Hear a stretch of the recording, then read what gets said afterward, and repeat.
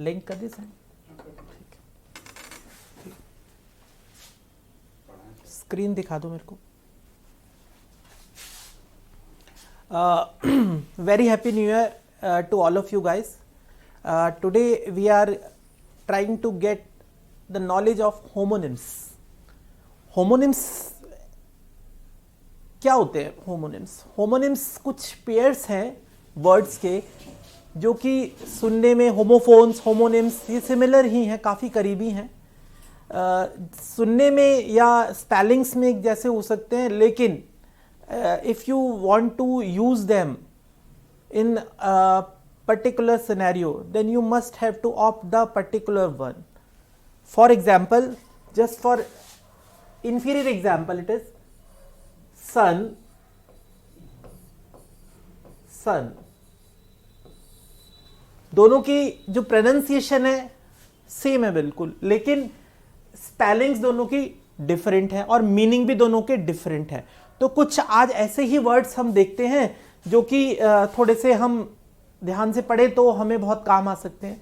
जैसे ये बोलता है, हमारे नोट्स में बताते हैं, ये कहते हैं देयर आर सेवरल पेयर्स और ग्रुप ऑफ वर्ड्स, पेयर्स और group of words that have similar sound, that have similar sounds. What are homonyms? Homonyms are pairs or group of words with similar sound, but is important here. But is a conjunction, okay? But they are different in spellings and meaning. ये बहुत important है meaning और spellings के अंदर। Sound same कर सकते हैं, spellings अलग हो सकती हैं, लेकिन उनके meaning भी उसी अनुसार बदलेंगे according to the spellings and the usage. They may be as simple as just like 2, TWO2, it is a numerical value, and TOO2 बहुत ज़्यादा या भी हिंदी में बोलते हैं। It is too hot outside, it is too cold outside, TOO2, and 2 you know it is a numbers. Again there मतलब वहाँ, and THEIR means उनका, लोगों के लिए, दे के लिए देयर यूज होते हैं, हमने पढ़ा था ना वो chart.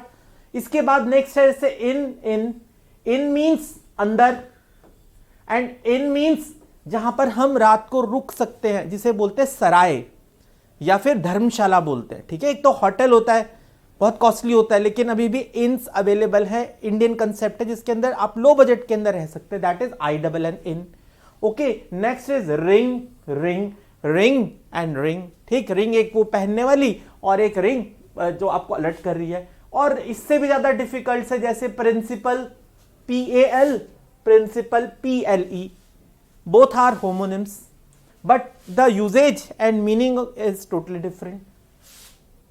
Stationery NARY related to pen, pencil, copy, etc. Oh, sorry, NARY means standing still position, and NERI means related to copy and pencils, etc. Except these are called homonyms. अब हमने देखा homonyms कैसे हैं, कुछ pair of groups है जिनकी similar sound हो सकती है, और दूसरा इसके स्पेलिंग्स भी डिफरेंट है और इसके मीनिंग भी डिफरेंट है। अब बड़े ये एक ऐसे वर्ड्स है जब हमारे पास पैसेज में आ जाते हैं, when we find these words in passage, then we must have to know the meaning of particular homonyms. These words have to be cautiously used while writing. So अब हम थोड़े से इंडिकेट करते हैं वर्ड्स के, कौन कौन से वर्ड्स हैं। सबसे पहले हम देखते हैं एक्सेस। देखिए एक्सेस वर्ड क्या है? एक्सेस का मतलब है पहला approach. The workers could access the manager freely, यानी एक्सेस का मतलब यहां पर क्या हो गया? Approach. What is the meaning of access here? Approach. The workers could access the manager freely. It means उसे अप्रोच कर सकते हैं। And access means second, that is more than access. The production is far in access to the target. जितना हमने सोचा था उससे ज्यादा है, मोर देन है, यानी ACCESS will give the meaning approach.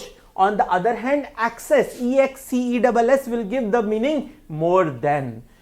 Can you make a sentence of both accent and access?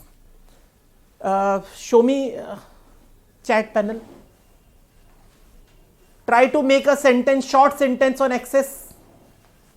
Access, approach, and access more than. We have 15 seconds for this.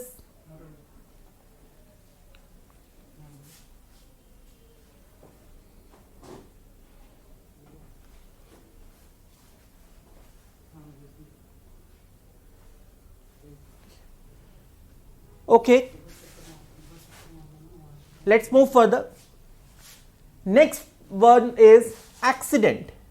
आपने सुना होगा अक्सर एक्सीडेंट हो गया, किसी दो चीजों के बीच में टकराव हो गया है, उसे क्या बोलते हैं? Mishap. One accident means mishap, यानी कोई अनहोनी। For example, she met with a serious accident, यानी एक मिसहैपनिंग, बुरी घटना से गुजरी वो, या उसे उसकी मुठभेड़ हुई। दे, अगला मीनिंग है by chance. First is mishap, second is by chance. They met accidentally in the theatre, वो बाय चांस थिएटर में मिल गए। अब ध्यान रखना है, देखिए इन दोनों को हमने रिप्लेस नहीं कर देना है। कहीं हम मिसहैप एक्सीडेंट थिएटर में मिलने वाला कर दें और बाय चांस में मिसहैप वाला कर दें, ऐसा नहीं होगा। इसलिए दोनों का मीनिंग हमें जान लेना है और दोनों का एक यूजेज पता होना चाहिए कि किस तरीके से हम उसे यूज कर सकते हैं। ठीक है, अगला देखते हैं। Next is incident. Incident suggest its meaning as event. Event क्या होता है? कोई काम, कोई घटना, कोई ऐसा चीज जो छोटे से काल के लिए हो। द चेयरमैन नरेटेड, नरेटेड का मतलब क्या होता है?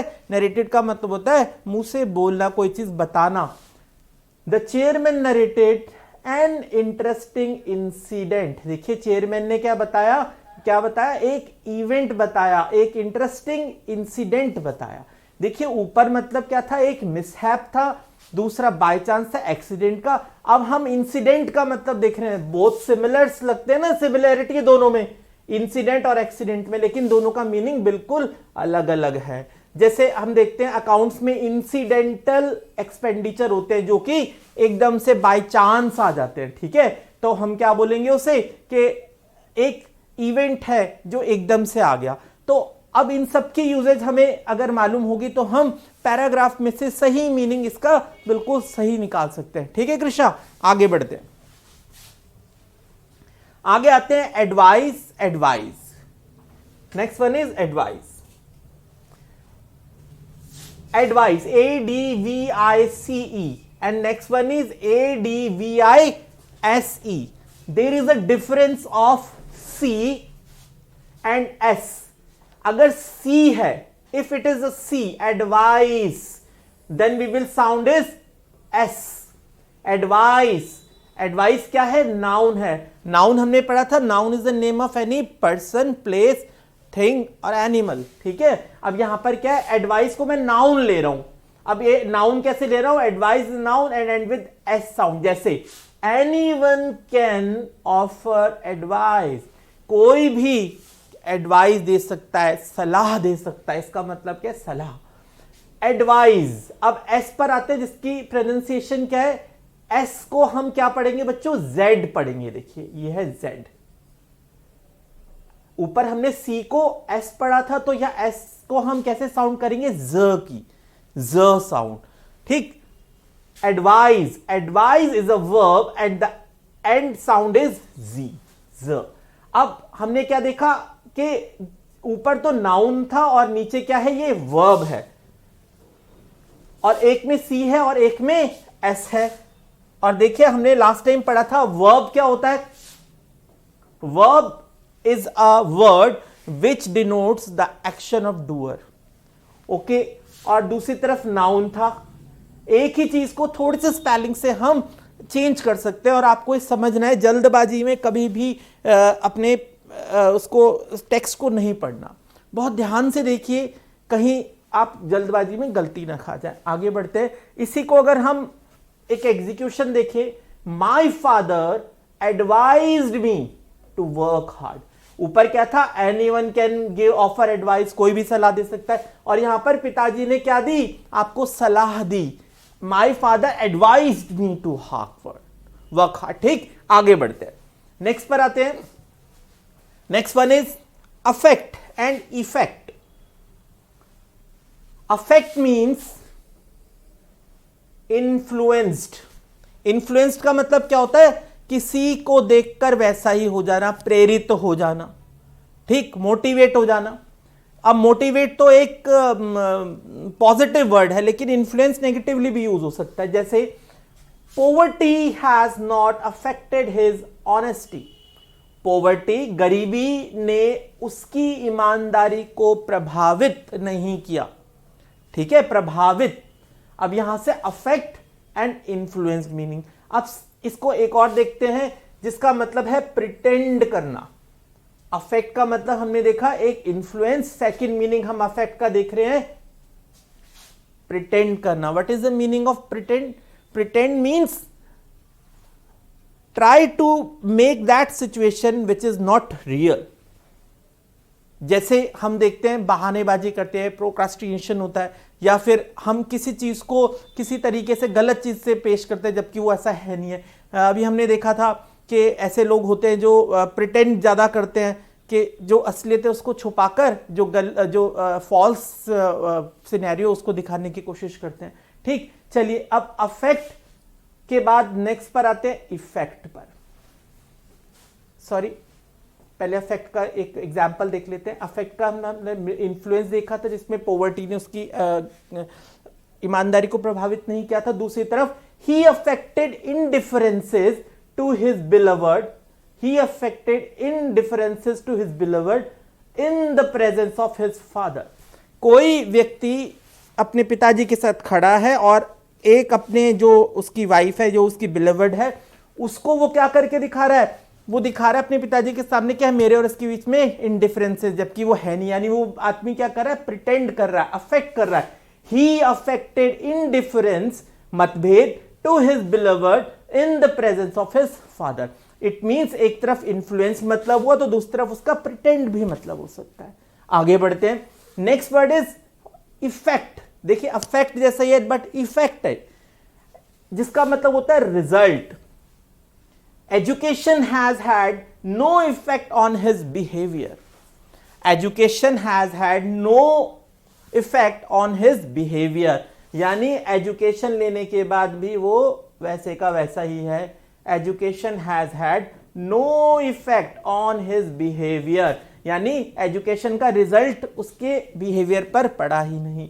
अब देखिए इसी के बाद अगर मैं देखूं इफेक्ट का ही एक और रूप आ रहा है, दैट इज ब्रॉट अबाउट, कोई चीज सामने लाना। जैसे the director effected some changes in the company.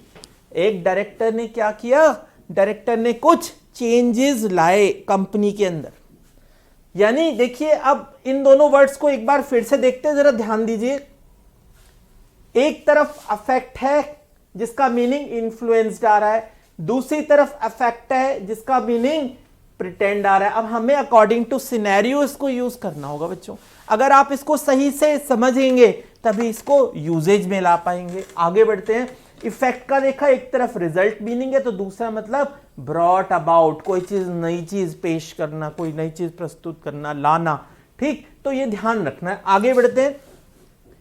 Next पर आते हैं bare. Bare, his feet were bare and they were bleeding, जिसका मतलब पहले का मतलब क्या है, अनकवर्ड। फर्स्ट बेयर का मतलब है अनकवर्ड। सेकंड बेयर का मतलब हो सकता है नेकेड, बिना आवरण का, जिसे हिंदी में बोलते हैं without cloth, without any cover, नंगा बोलते हैं। ठीक है, बेयर। अब ये बेयर और ये बेयर का मतलब अनकवर्ड और नेकेड है। जैसे हिज फीट वर बेयर, वो नंगे पांव था, एंड दे वर ब्लीडिंग, और उसके पांव खून से रिस रहे थे। ठीक है, आगे बढ़ते हैं। देखो बेयर का मतलब दूसरी तरफ हम क्या लेते हैं, the bare walls of the room had nothing on them, यानी बिल्कुल नंगी दीवारें थी। हम दीवारों पे पेंटिंग्स लगाते हैं, पोस्टर्स लगाते हैं, लेकिन वो दीवारें कैसी हैं, बिल्कुल बिना किसी भी एक पोस्टर के, बिना किसी एक साज सज्जा के। तो हमने देखा एक तरफ अनकवर्ड मतलब है, तो दूसरी तरफ इसका मीनिंग निकला नेकेड। चलो आगे बढ़ते हैं। अब ये तो बेयर था, BAR, अब है बेयर हु विल। अब नेक्स्ट है बेयर का मतलब देखिए फिर चेंज होगा, कैसे चेंज होगा जरा देख लेते हैं। Who will bear this loss, जिसका मतलब है एंड्योर या सफर। कहते हैं ना who will bear this loss, bear का मतलब है सहना, एंड्योर, प्रभावित हो जाना नेगेटिवली। अब हमने देखा बेयर, बेयर का मतलब एक तरफ अनकवर्ड था, दूसरी तरफ नेकेड था, लेकिन उसकी स्पेलिंग थी BARE। अब हम पढ़ रहे हैं BEAR, जिसका मतलब क्या निकल रहा है, एंड्योर या suffer. I will not bear the loss of my old car. आगे बढ़ते हैं, इसी का सफर और एंड्योर का ही, please bear with us till the site is under construction. कृपया हमारे साथ भुगतें, हमारे साथ सहें, कब तक, till the site is under construction, जब तक साइट अंडर कंस्ट्रक्शन है। वेबसाइट पे जाते हैं ना हम कभी, तो अभी वेबसाइट जनरेट हो रही होती है, कई बार सर्वर अपडेट हो रहा होता है, तो आपको मैसेज ये देता है। ठीक है, चलिए आगे बढ़ते हैं। कई बार मेट्रो में भी काम हो रहा होता है, आप देखिए उस पर एक बड़ा सा एक स्लोगन लगा होगा, प्लीज बेयर विद अस। ठीक, अब इसका मतलब ये नहीं लगा लेंगे हम अनकवर्ड या नेकेड है या कुछ और है, ये इसका मतलब है सफर करना। ठीक, चलिए आगे बढ़ते हैं। Next word is beneficial and beneficent. देखिए सिमिलर साउंड करने लगभग लगभग, लेकिन if you see the meanings are totally different. How? First one beneficial, meaning पे ध्यान देना है। Beneficial means one who does good to others is beneficent, और जो अच्छा है खुद ही वो क्या है, बेनिफिशियल। जैसे progressive measures are beneficial to the whole society, लगातार जो तरक्की होती रहती है वो पूरी की पूरे समाज के लिए बहुत अच्छी होती है। तो हमने क्या देखा, एक तरीके से इसको बैने, याद है बैने वर्ड, हमने रूट वर्ड्स में पढ़ा था। बैने, बैने मीन्स गुड, और बैना के साथ ही बोना भी है। Bona means it is also good faith, it is good faith, करीबी करीबी है बैना और bona. Bona fide, benevolent, beneficial, beneficent. देखिए बैने हमने रूट वर्ड है, भी रूट वर्ड की आपकी क्लास और बची है। चलिए आगे बढ़ते हैं। बेनिफिशियल देखा हमने, progressive measures are beneficial to the whole society. और बेनिफिशिएंट क्या है, beneficent people are worthy of respect, यानी जो अच्छा करते हैं उनकी इज्जत होती है। एग्जीक्यूशन देखिए कैसे हम वर्ड्स का एग्जीक्यूशन कर रहे हैं। ठीक, चलिए आगे आते हैं। सभी हम ट्रेन्स में गए हैं, ठीक, हमें एक बर्थ मिलती है वहां पर। बर्थ कौन सी बर्थ होती है, वो एक होती है बर्थ और एक होता है बच्चा पैदा हुआ है घर में किसी के भी, तो या कोई नई चीज आई है एग्जिस्टेंस में, तो birth BIRTH। But the spellings of both words are totally different, but their pronunciation are similar. For example, birth, first is BERTH। आपने देखा होगा ऐसे ट्रेन के अंदर जब हम जाते हैं डब्बे के अंदर, तो एक नैरो शेल्फ होती है जिसके ऊपर हम सो सकते हैं, बैठ सकते हैं हम, या हम दूसरे काम कर सकते हैं। ठीक है, अपना सामान वामान भी रख सकते हैं, लेकिन उसे क्या बोलते हैं, BERTH। It is BERTH, birth. On the other hand come into existence means BIRTH। Okay, for example birth, I could not gate, मुझे नहीं मिल सकी, the lower berth, lower berth नीचे वाली birth, in the compartment. Birth का मतलब हमने क्या देखा, a fixed narrow shelf like bed in a railway carriage और शिप एटसेट्रा। शिप्स में भी होती है और रेलवे कंपार्टमेंट्स में भी होती है, लेकिन उसकी स्पेलिंग है BERTH। अब हमने एक बात देखी कि दूसरा वर्ड अगर हम नजर डालें और कंपेयर किस करें, BERTH से, दूसरा है birth, which means coming into life, begin to exist. For example, the birth of a child is rejoiced. Rejoice का मतलब उत्सव मनाना, किसी को खुश होना, खूब उल्लास मनाना, बाय द पेरेंट्स. भाई अभिभावकों ने खुशी मनाई अपने बच्चे के पैदा होने पर. यानी एक एग्जाम्पल हम देखें, दोनों एग्जाम्पल्स को कंपेयर करें. बर्थ का मतलब एक नैरो स्लैब हो गया और BIRTH का मतलब कम इनटू एग्जिस्टेंस है. बोलने में ठीक है, लेकिन जब हम इसे एग्जीक्यूट करेंगे या हम कहीं पर आंसर्स देंगे तो हमें ध्यान रखना होगा इस बात का. ठीक है, आगे बढ़ते हैं. चलिए, next is casual. Casual leave पर सभी जाते थे. ठीक है, कैजुअल का मतलब क्या होता है जरा देखते हैं हम. कैजुअल, सबसे पहले कैजुअल का मतलब है एक्टिंग और स्पीकिंग विदाउट मच केयर और थॉट. कई लोग होते हैं, दे ट्राई टू से थिंग्स विदाउट एनी हेजिटेशन और एनी लिमिटेशन. तो वो क्या करते हैं, कुछ भी बोल देते हैं. तो ऐसे लोगों को क्या बोला जाता है, उनके लिए हम एक बोलेंगे कैजुअल रिमार्क्स देते हैं वो लोग. तो यहां पर बोला his casual remark offended. Offended का मतलब क्या होता है, किसी को दुखी कर देना, किसी को नाराज कर देना. Offended his brother. उसके कैजुअल रिमार्क्स ने, बिना सोचे समझे बोले गए शब्दों ने उसके भाई को आहत कर दिया. ठीक है, ठेस पहुंचा दी. तो हमने क्या देखा यहां पर, एक कैजुअल वर्ड. अब इसको ध्यान रखना कैजुअल को. ठीक, दूसरा कैजुअल देख लेते हैं हम, जिसका मतलब है ओकेजनल या irregular. He takes casual interest in the school activities. मतलब टीचर एक्टिविटीज देता है और वो सिर्फ कैजुअल, एक सिर्फ कैसा दिखा रहा है, ओकेजनल या इर्रेगुलर एफर्ट दिखा रहा है. वहां पर रेगुलर हैं बच्चे, लेकिन वो कभी कभी आता है, कभी नहीं आता. तो यहां पर ऊपर वर्ड था मतलब कैजुअल का कि एक्टिंग और स्पीकिंग विदाउट मच केयर और थॉट. और दूसरी तरफ हमारे मतलब क्या निकल रहा है, ओकेजनल या इर्रेगुलर. देखिए दोनों वर्ड बिल्कुल ही डिफरेंट जा रहे हैं. आगे और देख लीजिए एक बार, इनफॉर्मल को भी हम कैजुअल से रिप्रेजेंट कर सकते हैं. जैसे he was dressed casually, informally.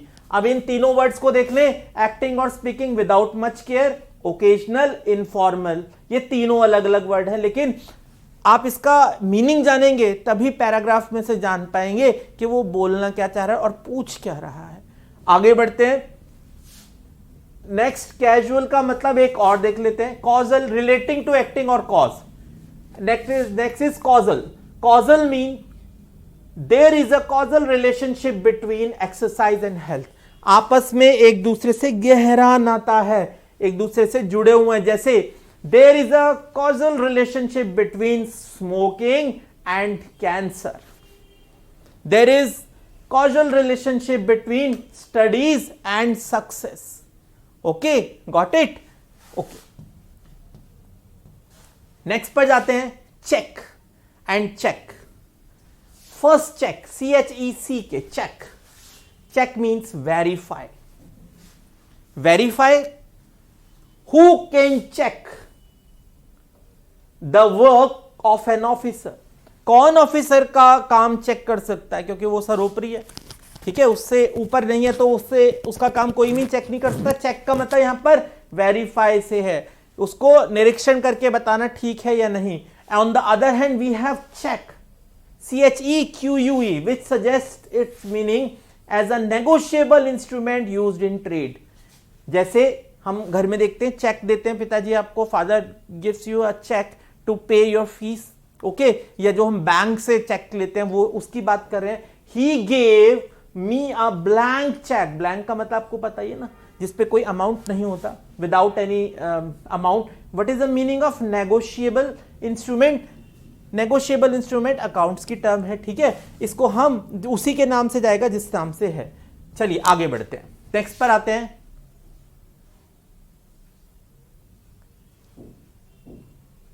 जी, अब अगला एग्जाम्पल बहुत अच्छा है. देखिए आपने सुना होगा word site. Site, site. We have 3 site here.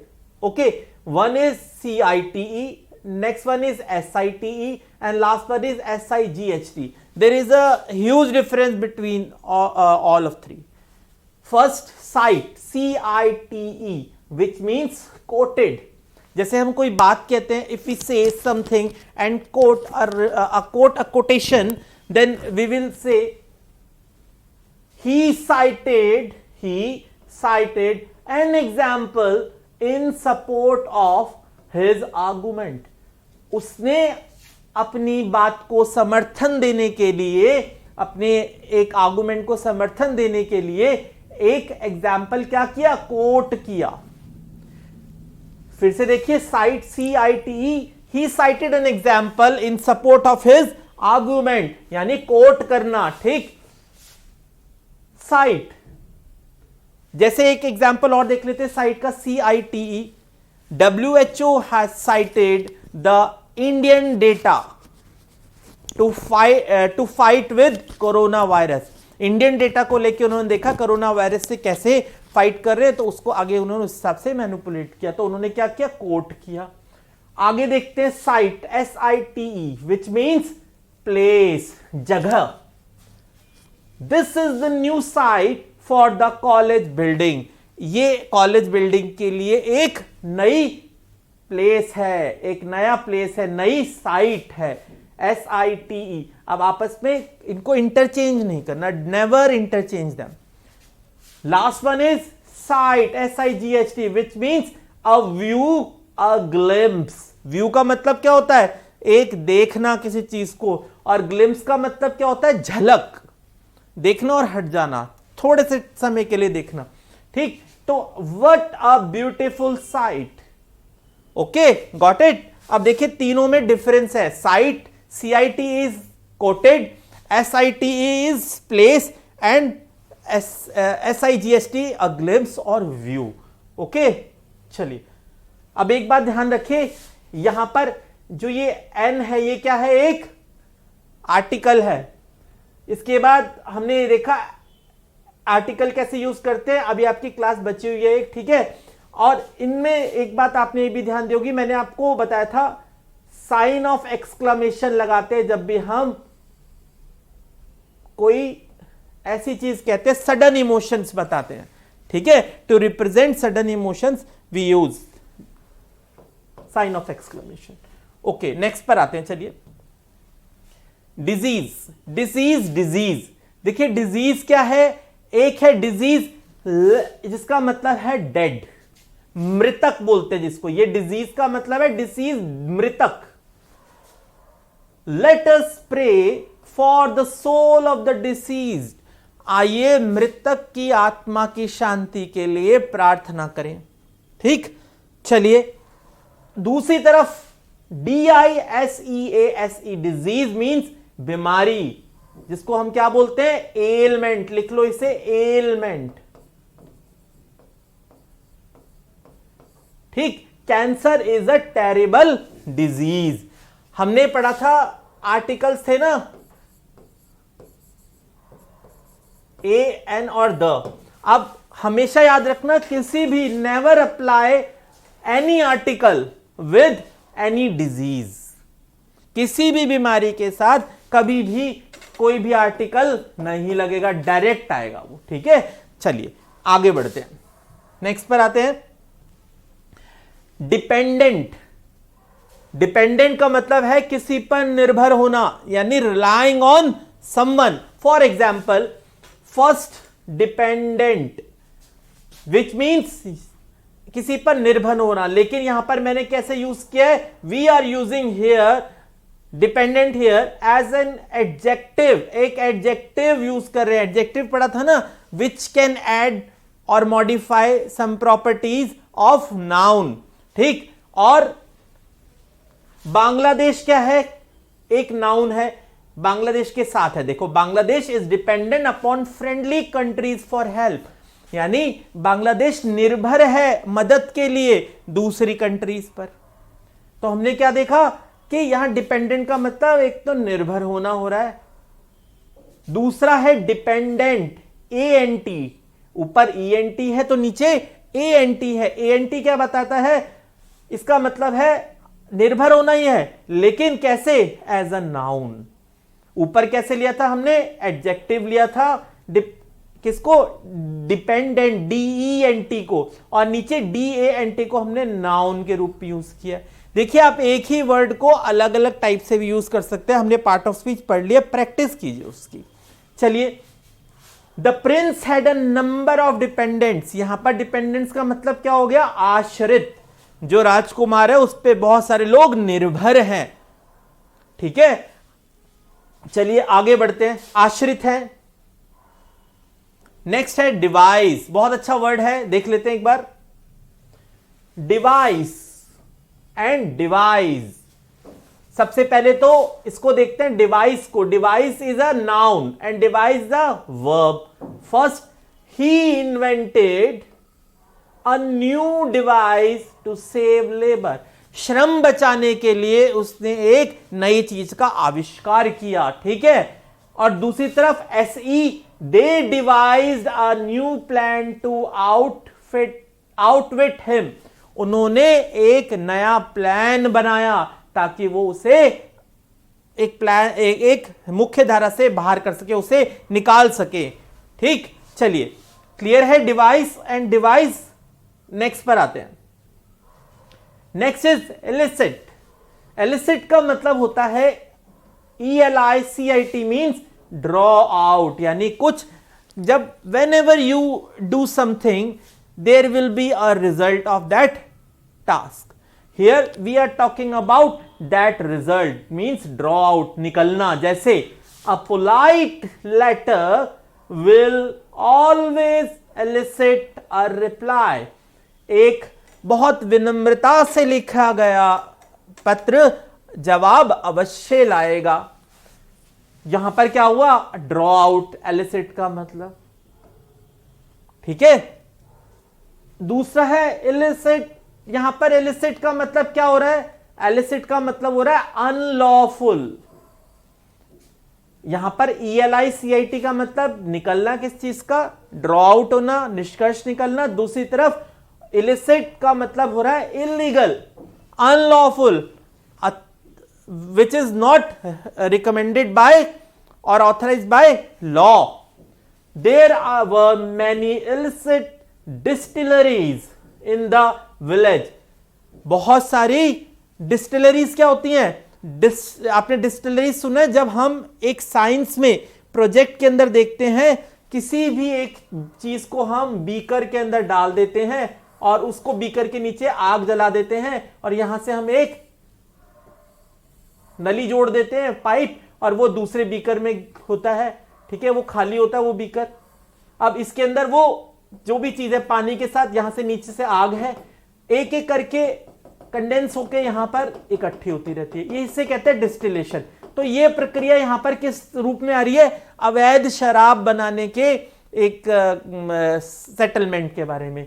तो there were many illicit distilleries in the village. ठीक है जी, चलिए आगे बढ़ते हैं। ये पानी से जुड़ा हुआ है। पानी को, किसी भी चीज को पानी की मदद से और आग की मदद से प्योरीफाई करेंगे तो एक डिस्टिलेशन होता है। I think you have read it in 9th class, destructive distillation of would, in 6th class also. आगे बढ़ते हैं, चलिए आगे आते हैं। Next is exhausting and exhaustive. What is the meaning of exhausting? Exhausting means थका देने वाला, tiring. For example, football is an exhausting game. Football एक थका देने वाला गेम है, खेल है। ठीक, अब इसमें एक बात और ध्यान रखिए, मैं आपको बताता हूं कि हम आर्टिकल्स कैसे यूज करते हैं, प्रीपोजिशंस कैसे यूज करते हैं। देखिए जरा, इसने एन छोड़ा तो नहीं ना, क्योंकि ई है, एग्जॉस्टिंग के साथ आर्टिकल एन आएगा, क्योंकि if the word is beginning with sound A, E, I, O, U, then we will apply an, otherwise A or the accordingly. चलो इसे पढ़ेंगे। अभी हमने क्या देखा? exhausting का मतलब है tiring। दूसरी तरफ on the other hand we have a word exhaustive which suggests considering all aspects in detail. If you are considering the all aspects of something, then the ratio of success will be increased. यानी सभी पहलुओं को ध्यान में रखते हुए। exhaustive, the book deals with this problem exhaustively. कैसे? देखिए, जैसे इसने बोला पहले का मतलब टायरिंग था एग्जॉस्टिंग का, तो एग्जॉस्टिव का मतलब संपूर्ण रूप से सारे पहलुओं को कवर करते हुए। The book deals with this problem exhaustively. A good teacher always tackle students problem exhaustively. You must have to learn and gain the knowledge in order to pass the exam exhaustively। ठीक, यानी हमने क्या देखा, आपको बहुत ही exhaustively knowledge लेनी चाहिए so that you can crack the exam easily. Got it? Next पर आते हैं। नेक्स्ट वर्ड्स बहुत सिमिलर है सुनने में, लेकिन ध्यान रखिएगा कि ये वर्ड ना इंटरचेंज नहीं करने, ये सिनोनिम्स नहीं है। आपको सिनोनिम्स जैसे लगेंगे लेकिन दोनों का मतलब बिल्कुल अलग है। One is emigrant, second is immigrant. For example, immigrant one who leaves his country, ये OWSB है, it is also one word substitution, लिख लेना इसे, ठीक है। Emigrant and immigrant, one who leaves his country to settle permanently in another, जो अपनी country को छोड़ के दूसरी कंट्री में हमेशा के लिए रहने के लिए चला जाए, वो क्या कहलाएगा? इमिग्रेंट कहलाएगा। ठीक।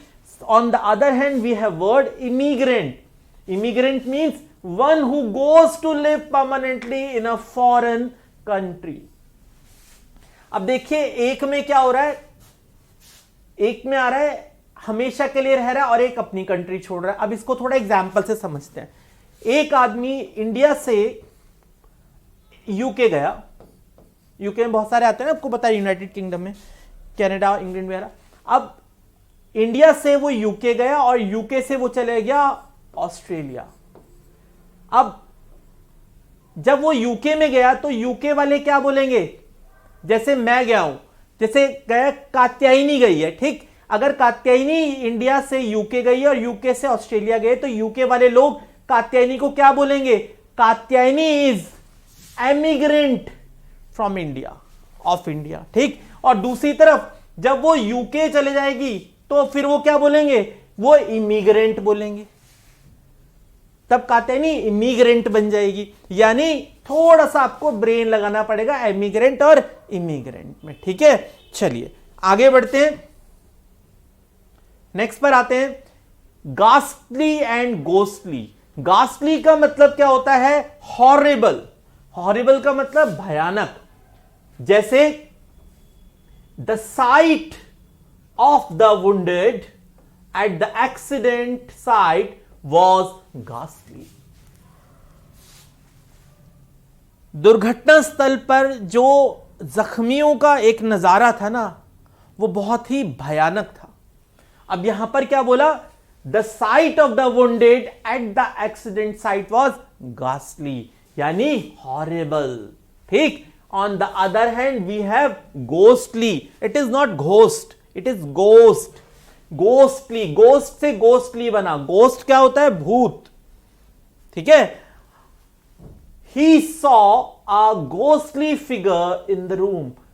Ghostly means ghost like, eerie. Eerie means ghostly.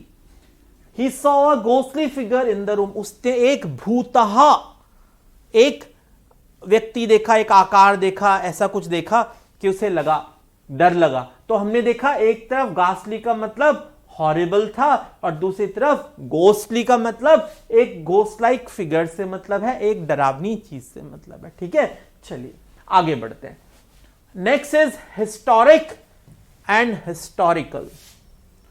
Historic and historical. What is the historic and historical? Historic suggests its meaning as a famous in history or memorable. कोई चीज जो इतिहास में, something which is very popular in the history, we will apply a word historic. For example, India won a historic victory over Pakistan. Historic, ऐतिहासिक, memorable, ठीक है। ऐतिहासिक नहीं, बहुत फेमस है जो हिस्ट्री के अंदर, यादगार। भारत ने एक यादगार जीत दर्ज की पाकिस्तान पर। On the other hand we have word historical, यानी जो हिस्ट्री से रिलेट करता है, ऐतिहासिक। The historical fact can easily be verified, जो ऐतिहासिक तथ्य होते हैं उनको आराम से वेरीफाई किया जा सकता है। तो देखिए दोनों को आप इंटरचेंज नहीं करेंगे, अकॉर्डिंग टू देयर मीनिंग उसको यूज करेंगे। Purpose behind this class is only this. Next पर आते हैं। बहुत बार आपने वर्ड सुना है ह्यूमन। ह्यूमन का मतलब क्या होता है? Characteristics of Mankind, characteristic of Mankind, एक मानवता के गुण, चरित्र के गुण, ठीक है, लक्षण उसके क्या हैं? Human, it is human to error, यानी ह्यूमन का मतलब यहां पर कैरेक्टरिस्टिक से है, एक गलती करना इंसान का स्वभाव है।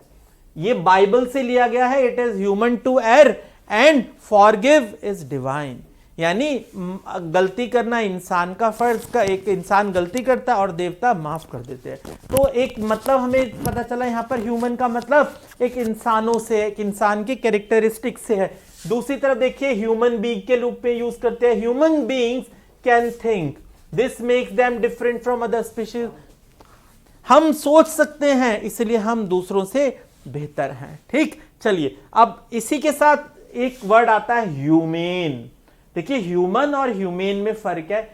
India accorded a human treatment to Pakistan prisoners of war. Human suggest its meaning as a compassionate और benevolent. Again we have a word benevolent which suggest good. ठीक, यानी हमने क्या देखा? ह्यूमेन का मतलब होता है कंपैशनेट, एक सहृदयपूर्ण, एक जैसा मैं व्यवहार खुद से चाहता हूं वैसा अच्छा व्यवहार वैसा दूसरे से करता हूं। जैसे प्रिजनर्स को अक्सर मार दिया जाता है, इल ट्रीटेड किया जाता है, बट यहां पर क्या दिया गया है? India accorded a human treatment to Pakistan prisoners of war, जिसका मतलब है जो युद्धबंदी थे, भारत ने पाकिस्तान की युद्धबंदियों के साथ अच्छा व्यवहार किया। अब देखिए एक वर्ड यहां पर मैं हमेशा बात करता हूं स्टाइल की, इंप्रूवमेंट की। If you see in this sentence there is a word accorded a human treatment. Accorded, India gave कुछ भी आ सकता था, लेकिन अकॉर्ड किया हमने। जब हम ट्रीटमेंट देते हैं ह्यूमन ट्रीटमेंट तो क्या आएगा? अकॉर्डेड वर्ड आएगा। तो कुछ एक क्लास इसकी भी लेंगे कि हम पेयर ऑफ वर्ड्स कैसे हैं, कि इसके साथ, इस एडजेक्टिव के साथ यही वर्ड आएगा, इसके साथ दूसरा ही वर्ड आएगा, इनके पेयर्स है। इसको भी हम नेक्स्ट क्लास में थोड़े टाइम में जब आएगी तब आपको वो भी समझाऊंगा, लेकिन जरा ध्यान देते जाइए। As I always said that Rome was not built in a day, you have to work hard to get the knowledge। ठीक, अब ये तो एक सागर है लेकिन बूंद बूंद से भरेगा। अब हम ये बूंदें ही इकट्ठी कर रहे हैं। We are just collecting the drop to convert it into a ocean। Okay, चलिए आगे बढ़ते हैं। नेक्स्ट पर आते हैं lose। Lose, what is the meaning of lose? We have two meaning of lose, but spelling is totally different. One lose which suggests its meaning be deprived of। deprived का मतलब क्या होता है? What is the meaning of deprive? किसी चीज से वंचित कर देना, किसी चीज से महरूम कर देना। You have more to gain than to lose by listening to your elders। आपको ज्यादा मिलेगा, खोने को कुछ नहीं है अगर आप बड़ों की बात सुनते हो। इट मींस अगर आप बड़ों की बात सुनते हो तो आपको कुछ मिलेगा ही, खोगे तो है नहीं। तो यहां पर इसने क्या किया? बी डिप्राइव्ड ऑफ की जगह इसने क्या यूज कर दिया? इसने कर दिया लूज। ठीक, यानी किसी चीज से वंचित होना। I don't want to lose myself from my father's property. मैं अपने पिताजी की प्रॉपर्टी से खुद को वंचित होना नहीं चाहता। याद है हमने एक ईडियम पढ़ा था, we have read the idiom cut the shilling। याद है cut the shilling off? Cut the shilling का मतलब क्या था? कट द शिलिंग का मतलब भी था कि बड़े अमाउंट में से मियर अमाउंट मिल जाना, छोटा सा अमाउंट मिलता है, या फिर वो कुछ भी ना मिलना। तो यहां पर हमने क्या देखा कि एक डिप्राइव का मतलब वंचित होना है, जो कि लूज को रिप्रेजेंट कर रहा है। दूसरी तरफ LOOSE which is different, totally different in the meaning। loose means not fitting tightly, जो चीज फिट ना हो टाइट से, वो क्या है, ढीली चीज, वो भी लूज कहला रही है, लेकिन स्पेलिंग्स अलग है। देखो लूज की, loose clothes are again in fashion these days, ढीले कपड़े फिर से आजकल फैशन में आ गए हैं, चलन में आ गए हैं। तो हम इसको लूज का मतलब ढीला है, ठीक, डबल ओ आएगा। लेकिन LOSE का मतलब क्या है, किसी से वंचित कर देना, डिप्राइव कर देना। समझ आ रहा है बच्चों आपको सबको?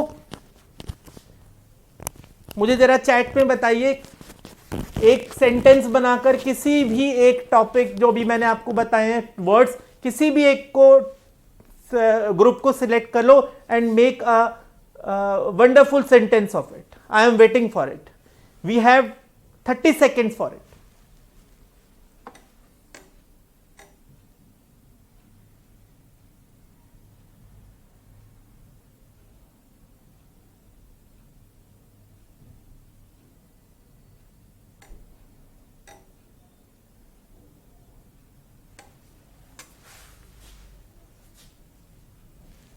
Okay, I will make a sentence for you, but later on I will proceed if you are not answering.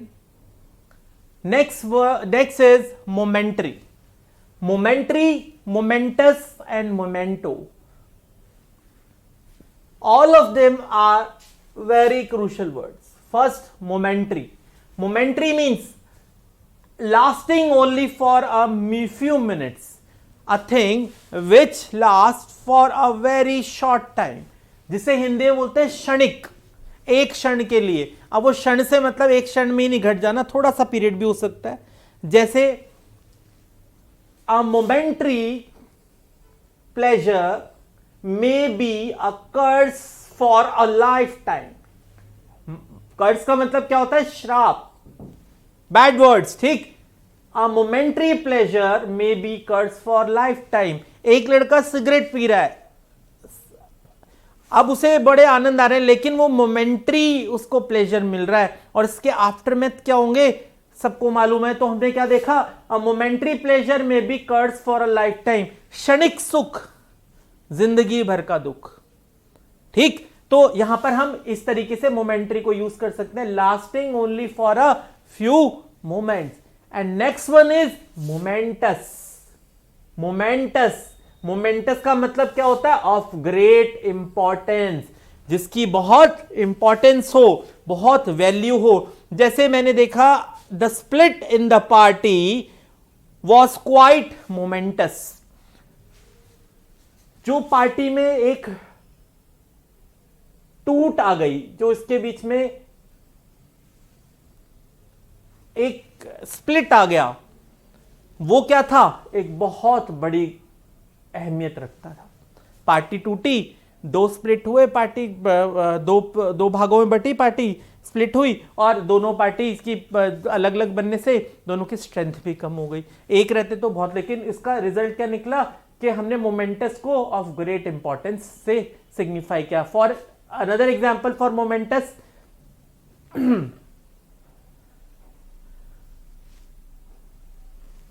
the COVID-19 vaccine is really momentous for the whole society.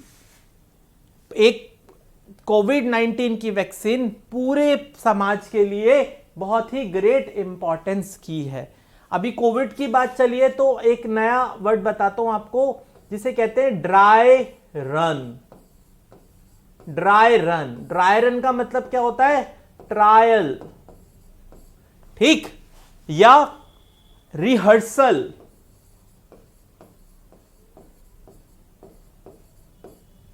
Dry run, there is a dry run of कोविड-19 vaccine in Karnataka Gulbarga. आज dry run हुआ है, trial हुआ है, rehearsal हुई है कोविड-19 की भारत की तरफ से कर्नाटका में कुलबर्ग में, कि क्या इसका किस तरीके से देंगे। एक ड्रिल हुई है, मॉक प्रैक्टिस भी बोलते हैं इसको, मॉक ड्रिल, ठीक है। Dry run, trial, rehearsal, mock drill. चलिए आगे बढ़ते हैं, नेक्स्ट पर आते हैं जी। हमने देखा मोमेंट्री का मतलब था जो बहुत देर तक ना रहे, बहुत थोड़े समय तक रहे। मोमेंटस का मतलब हमने देखा जिसकी बहुत ज्यादा अहमियत हो। और एक चीज हमने देखी मोमेंटो। मोमेंटो मतलब क्या होता है, you all have attended some functions etc, and you have seen that we present a memento to a chief guest। जो चीफ गेस्ट होते हैं, मुख्य अतिथि होते हैं, उनको हम क्या देते हैं, एक स्मृति चिन्ह देते हैं ताकि उनको यादगार रहे कि वो हमारे यहाँ पर आए थे। और वो अक्सर बहुत अच्छा एक शील्ड होती है, कोई एक आर्ट इफेक्ट होता है या कुछ ऐसी चीज होती है। ठीक, तो हमने क्या देखा, इसका मतलब मोमेंटो को क्या हुआ, something that serve to remind one of a person और इवेंट।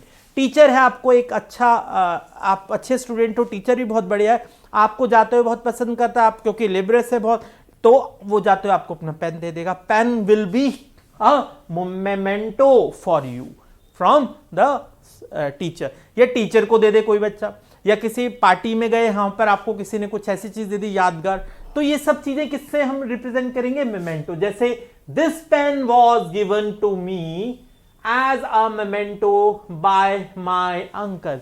ये पेन मुझे मेरे अंकल ने स्मृति चिन्ह के रूप में दिया था। अब मैं जब भी उसे देखता हूं मैं उसे याद करता हूं। जैसे हमारा स्मृति चिन्ह क्या है, हमारा एक मोमेंटो क्या है, देखा जाए तो हमारा नेशनल एम्बलम उसे रिप्रेजेंट करता है ना, पूरे हमें याद आता है कि हम किस कल्चर से जुड़े हुए हैं। एक क्वेश्चन है, जरा देखें, अब्दुल ने बोला है elicit one who hard work in any field will get elicit result। elicit, yes, will get Abdul, इसमें दो गलतियां बेटा, आपने जो सेंटेंस बोला है, one who hard work in field in yes in field will get elicit result, it must be corrected as a one who hard works, करता है, क्योंकि ये क्या है, हमारा एक प्रेजेंट इंडेफिनिट है और वन एक थर्ड पर्सन सिंगुलर नंबर है। Then you have to apply S और ES with main verb. Are you getting me Abdul? One who hard works, okay, one who hard works in any field will get elicit result। ठीक है, चलेगा, बिल्कुल। आगे बढ़ते हैं। Abdul, you are very interactive guy, good. ये आपकी, it will raise your possibility to crack the examination if you converse with me positively. Okay, try to answer the question, maybe it can be not correct, but your effort are valuable. Please try to make a conversation with me. ठीक, communicate करो, तभी हम सीख पाएंगे। आगे बढ़ते हैं, next पर आते हैं। Negligent and negligible. Negligent and negligible. Negligent suggest it meaning as careless. Careless, negligent. Negligent driving can risk your life. लापरवाही से की गई, अगर आप ड्राइविंग कर रहे हैं, लापरवाही से चलाई गई गाड़ी आपको खतरे में डाल सकती है। ठीक, अब यहां पर केयरलेस का मतलब है बेपरवाह। Negligent students will not be able to crack the exams. ठीक, on the other hand we have word negligible. Negligible suggest insignificant, जिसकी ज्यादा कोई वैल्यू नहीं है। ठीक, जैसे there is a negligible difference in the rates quoted by both the companies। दोनों कंपनियों ने जो कोट किया है, देखो कोट वही याद है, अभी ऊपर पढ़ा था हमने कोट, वही वाला कोट है ये। साइट याद है, साइट, CITE, साइट। यहां पर साइट से थर्ड फॉर्म सेकंड फॉर्म लग रही है तो साइटेड हो गया, कोटेड की जगह साइटेड भी हो सकता है। ऐसे हम सिनोनिम्स याद करेंगे, एंटोनिम्स याद करेंगे, क्लास भी होगी लेकिन साथ साथ भी करना है। ठीक है, कहते हैं राह दुश्वार मंजिल दूर, हर कदम संभालना होगा। राह दुश्वार मंजिल दूर, हर कदम संभालना होगा, पांव में चुभा हर कांटा, चलते चलते निकालना होगा। यानी इतना वक्त भी नहीं है हमारे पास कि हम बैठ के सोचें भाई ये कब होगा, नहीं, चलते चलो, साथ साथ चीजें समेटते चलो। ठीक है, चलिए आगे बढ़ते हैं बच्चों, गुड। अब हमने देखना नेग्लिजेंट का मतलब एक केयरलेस है, तो नेग्लिजिबल का मतलब क्या है, इनसिग्निफिकेंट यानी मामूली सा, जिसको कोई हम ज्यादा तवज्जो ना दें। जैसे यहां पर दो कंपनियों ने रेट किए लेकिन दोनों के अंतर क्या है, बहुत मामूली सा अंतर था दोनों के रेट के अंदर। ठीक, चलिए आगे बढ़ते हैं। नेक्स्ट वर्ड इज ऑब्जर्वेंस, या फिर दूसरा वर्ड है homonyms observation.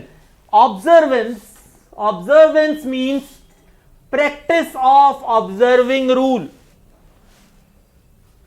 Practice of observing rule is observance. जैसे हम नियमों का पालन करते रहे, ऑब्जर्व करते रहे रूल्स को, तो वो क्या कहलाएगा, ऑब्जर्वेंस। जैसे strict observance of rules is a mark of a good sportsman.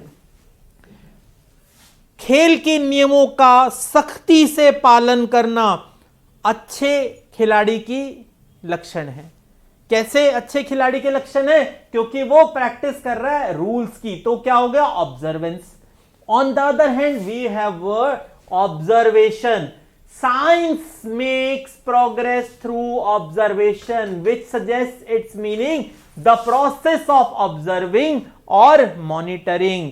For example, if you are appearing in exam and there is a invigilator there, you must have to under observance of that invigilator and he will observe you and he will perform observation on you। यानी हमने देखा, एक तो उसको पालन करना है चीजों को, अच्छे से उनको रूल्स से अबाइडेड होना, और दूसरी तरफ हम क्या देख रहे हैं, ऑब्जर्वेशन, जो आपको देख रहा है कि आप ठीक से कर रहे हो कि नहीं। फॉर एग्जाम्पल, स्पोर्ट्समैन है वो ऑब्जर्वेंस, और कोच क्या है, वो है ऑब्जर्वेशन के अंदर, ऑब्जर्व कर रहा है वो आपको। जैसे आप अभी ऑब्जर्वेशन में हो लेकिन आप खुद से क्या कर रहे हो, ऑब्जर्वेंस में इन्वॉल्व हो। ठीक है, क्लियर है। आगे बढ़ते हैं, नेक्स्ट पर आते हैं। परसिक्यूट एंड प्रोसिक्यूट, बहुत अच्छे वर्ड्स हैं ये। सबसे पहले देखते हैं परसिक्यूट, बहुत सारे मीनिंग्स आ रहे हैं इसके अंदर। परसिक्यूट्स मीन परसिस्टेंटली हरास्ड। परसिस्टेंटली का मतलब क्या होता है, कॉन्टिन्यूसली, विदाउट ब्रेक, ठीक, ऑन रेगुलर बेसिस। देखिए 3 मीनिंग बता दिए, आगे अब बढ़ते हैं। हरास का मतलब क्या होता है, किसी को प्रताड़ित करना, तंग करना। अब परसिक्यूट का मतलब हुआ, in some countries people are persecuted for their religious belief. देखिए ये वो देयर, THERE नहीं है ये, उसका मतलब क्या होता है, वहां, और जबकि यहां पर इसका मतलब क्या है, उनका। इनकी स्पेलिंग्स ध्यान रखना, देखो THEIR लोगों से रिलेटेड है, दे से देयर बना, और THERE जगह से रिलेटेड है। ठीक, चलिए वापस आते हैं, इसी को दोबारा से देखते हैं। परसिक्यूट का मतलब हमने देखा था लगातार परेशान किया जाना, प्रताड़ित किया जाना। इन सम कंट्रीज, कुछ देशों में लोगों को उनके धार्मिक विश्वासों के आधार पर प्रताड़ित किया जाता है। ठीक है, अगर हम फैक्ट एंड फिगर्स देखें, जब इंडिया और पाकिस्तान सेपरेट हुए थे तो हम पाकिस्तान के अंदर 20% हिंदूज थे, और आज की डेट में ये सिर्फ 2% रह गए हैं। ऐसे ही बहुत सारी कंट्रीज हैं जहां पर एक सर्टेन, एक जो कम्युनिटी होती है, रेस होती है, उसको दबा के रखा जाता है, या फिर हम क्या कह सकते हैं, उनको परसिस्टेंटली हरास किया जाता है या फिर परसिक्यूट किया जाता है। I don't want to persecute anyone on the basis of race and colour.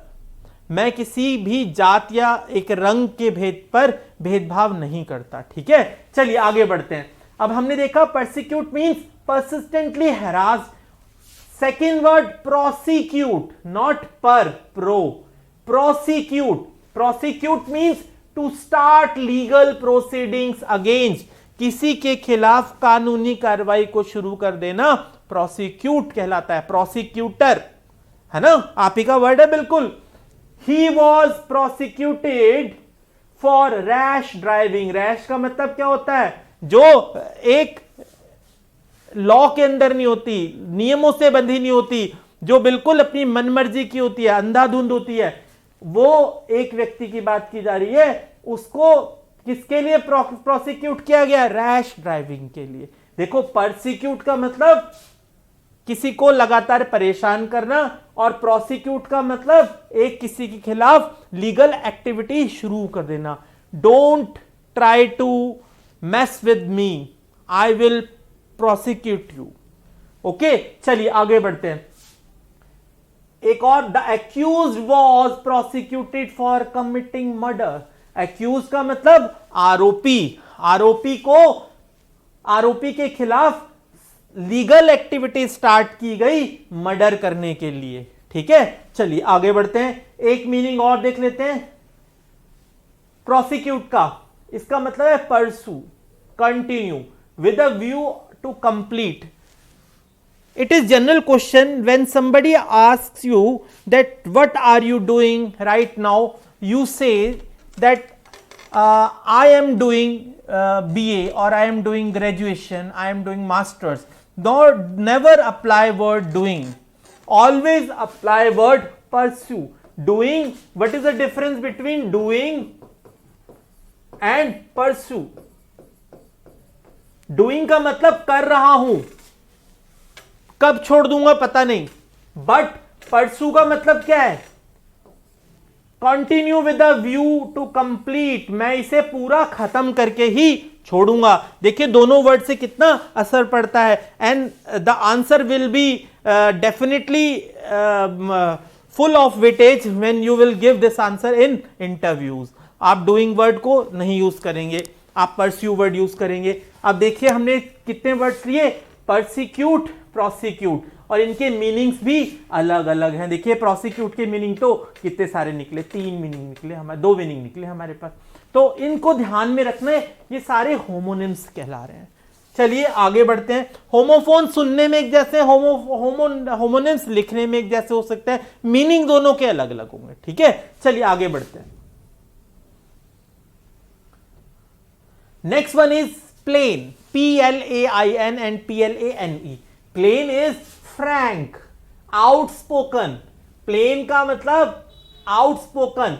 Plane blunt man are never popular. Plain या ब्लंट किसको बोलते हैं? Plain language. अभी आया था जो बिना सोचे समझे कुछ भी कह देता है, ठीक है, उस व्यक्ति के बारे में बात हो रही है। आउटस्पोकन, ज्यादा बोलने वाला। आउटस्पोकन के अगर हम देखें हमारे पास सिनोनिम्स क्या हो सकते हैं प्लेन या आउटस्पोकन के? देखिए 2 वर्ड है हमारे पास, एक है इंट्रो, दूसरा है एक्सट्रो। इंट्रो मींस अंदर की चीज, इंट्रोवर्ट जो अंदर ही अपनी बातें रखता है सारी की सारी, कुछ नहीं बोलता कुछ। और दूसरा पर्सन है अ person who never stores anything in his heart और माइंड। वो कौन है? एक्सट्रोवर्ट। ज्यादा बोलने वाला एक्सट्रोवर्ट होता है क्योंकि सारी फीलिंग्स बाहर दे देता है, और कुछ भी ना बोलने वाला इंट्रोवर्ट होता है। ना तो इंट्रोवर्ट अच्छा है ना एक्सट्रोवर्ट अच्छा है। तो हमारी कैसी पर्सनैलिटी होनी चाहिए? We must have to adopt ambivert. मैं बीच में हाइफन लगा रहा हूं, किसी के बीच में हाइफन नहीं आएगा, समझाने के पर्पज से कह रहा हूं, एक ही वर्ड है ये है एम्बीवर्ट। एम्बीवर्ट का मतलब एम्बी या एम्फी। एम्फी, एम्बी और एम्फी दोनों का मतलब क्या होता है? On the both sides. On the both side. Amphibian, amphibian कौन है? जैसे फ्रॉग है, पानी में भी रह सकता है और जमीन पे भी रह सकता है, ठीक है। क्रोकोडाइल है एम्फीबियन। ऐसे ही हम देखा एम्बी, एम्बी का मतलब दोनों तरफ। इंट्रो, मौका देख के इंट्रोवर्ट हो जाएंगे, मौका देख के एक्सट्रोवर्ट हो जाएंगे, तो एम्बीवर्ट। एम्फीबियन मैंने आपको बता दिया। इस साथ एक डेक्स्ट्रस वर्ड जुड़ता है, डेक्स्ट्रस। डेक्स्ट्रस का मतलब क्या होता है? डेक्स का मतलब होता है उद्यम करना, टू वर्क हार्ड। डेक्स्टर तो क्या हो गया? एम्बी डेक्स्टर या ambidextrous. A person who can use his both hands equally is ambidextrous. जैसे हमने देखा सचिन तेंदुलकर साहब दोनों तरफ से बैटिंग भी कर सकते हैं, बॉलिंग भी कर सकते हैं, लेकिन वो करते एक तरफ से ही हैं, राइट हैंड साइड, लेकिन दोनों हाथ यूज कर सकते हैं। कई लोग आपने देखा होगा दोनों हाथों से लिख देते हैं ब्लैक बोर्ड पे, एम्बी वर्ड, ठीक, सॉरी एम्बी डेक्स्ट्रस। चलिए वापस आते हैं, हम वर्ड पर थे, आउटस्पोकन पर। देखिए कितने सारे वर्ड निकला है एक ही वर्ड से। अब फ्रैंक या आउटस्पोकन का मतलब है plain. Plain blunt man are never popular. जो धड़ाक से बोल देते हैं, बेबाकी से बोल देते हैं, वो कभी प्रसिद्ध नहीं होते, उनको लोग पसंद नहीं करते। दूसरी तरफ वर्ड है plain but spelling is different, PLANE, which suggests its meaning as a level. His superstition places him on the same plane as the tribal.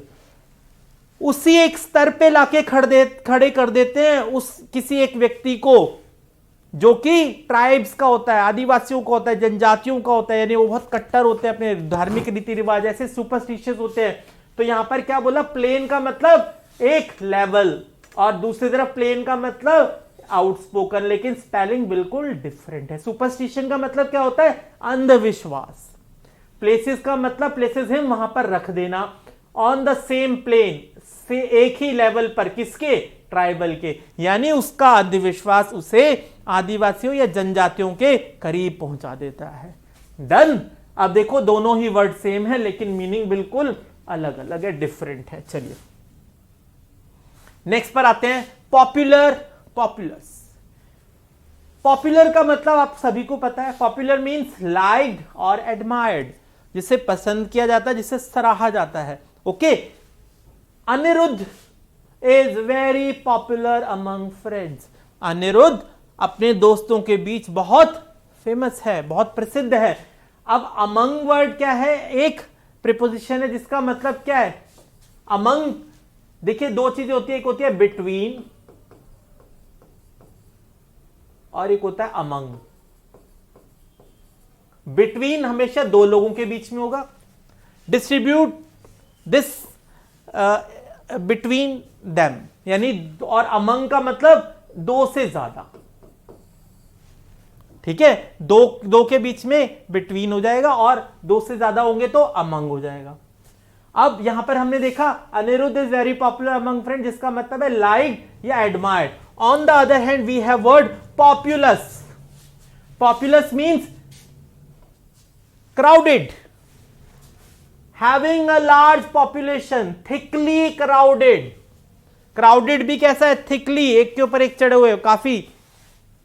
Delhi is the most popular city in India. एक तरफ popular का मतलब प्रसिद्ध था, दूसरी तरफ populace का मतलब क्या है, आबादी से, घनी आबादी से घिरा हुआ, घनी आबादी युक्त। दिल्ली सबसे ज्यादा आबादी वाला शहर है। डन। आगे बढ़ते हैं, नेक्स्ट पर आते हैं,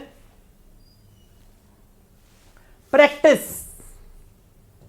practice with C and S। Practice, first practice, CE means, इसको हमने एज अ नाउन यूज किया, ध्यान दो। Practice CE is use as noun, जिसका मतलब होता है टू डू और परफॉर्म समथिंग। अक्सर प्रोफेशनली भी हो सकता है, ठीक है। कैसे, constant practice will make you perfect. Constant का मतलब कॉन्टिन्यूअस, लगातार, विदाउट एनी ब्रेक। अगर आप प्रैक्टिस करते हैं तो आप परफेक्ट हो जाते हैं। Practice makes a man perfect. ठीक। अब दूसरा practice, PRACTISE, which suggest same meaning but as a verb. ऊपर नाउन यूज हुआ है CE, तो SE कैसे यूज किया हमने, verb. He practises law in Delhi high court. वो दिल्ली हाई कोर्ट में लॉ की प्रैक्टिस करता है, यानी प्रोफेशनली वहां पर जुड़ा हुआ है। तो दोनों का मतलब क्लियर है, CE एंड SE का ध्यान रखिएगा। नेक्स्ट पर आते हैं, refuge. Refuge means place of shelter from danger. Refuge, ठीक। इसका एक वर्ड सिनोनिम अभी याद आता है, बताता हूं। रिफ्यूज का दिमाग में घूम रहा है। चलिए, रिफ्यूज है place of shelter from danger, खतरे से बचाव के लिए आश्रय स्थल। ठीक है, इसको असाइलम भी बोलते हैं, असाइलम। असाइलम का मतलब होता है place of shelter from danger. Many Rohingyas are seeking refuge और seeking asylum in India। ठीक, दूसरी तरफ अगर हम देखें, रिफ्यूज से ही बना रिफ्यूजी, जो इससे रिलेट करेगा, नाउन अगर हम इसे बना देंगे रिफ्यूज का तो क्या हो जाएगा, ये एक रिफ्यूजी बन जाएगा। आपने वर्ड सुना है, जो अपनी कंट्री छोड़ के दूसरे की शरण ले। आगे बढ़ते हैं, रिफ्यूज के बाद रिफ्यूज। रिफ्यूज का मतलब क्या होता है, नॉट टू एक्सेप्ट या डिक्लाइन, किसी चीज को फॉरगो कर देना। इट मींस एक तरफ हम देखें रिफ्यूज है, जिसका मतलब एक आश्रय स्थल है, बचाव की जगह है। दूसरी तरफ रिफ्यूज है, जिसका मतलब क्या होता है, किसी चीज को मना कर देना। For example, he refused to accept any gift, उसने कोई भी उपहार लेने से इनकार कर दिया, मना कर दिया, डिक्लाइन कर दिया। ठीक है, आगे बढ़ते हैं। एक मीनिंग और आता है रिफ्यूज का, एक तरफ नॉट टू एक्सेप्ट है, डिक्लाइन था, अब यहां पर रिफ्यूज का मतलब डर्ट है। डर्ट का मतलब गंदगी, धूल मिट्टी। Indian streets are littered with refuse. ठीक, भारत के जो सड़कें गलियां हैं वो किससे, गंदगी से भरी हुई हैं। अब तो काफी खैर इसमें बदलाव आ रहा है, धीरे धीरे आएगा, लेकिन वर्ड पर ध्यान दीजिए। हमने देखा एक रिफ्यूज का मतलब डर्ट भी है, ठीक, और एक रिफ्यूज का मतलब किस चीज को एक्सेप्ट ना करना भी हो सकता है। चलिए आगे बढ़ते हैं। अच्छा वर्ड आया बहुत, रूट। पढ़ ही रहते हैं हम रूट वर्ड्स। एक है रूट। रूट का मतलब है बेसिक्स या कोर, किसी भी चीज का एक आधार, मुख्य चीज। Let us get to the root of the matter. Let us get to the root of the matter. चलो मामले की तह तक जाएं, जड़ तक जाएं, बिल्कुल बेस तक जाएं। तो यहां पर रूट वर्ड है, जैसे प्लांट्स की रूट होती है, ठीक है, वही वाला रूट है। फिर है रूट एक way, ROUT। Pronunciation is similar but spellings are different. We shall take the shortest route. Route means way.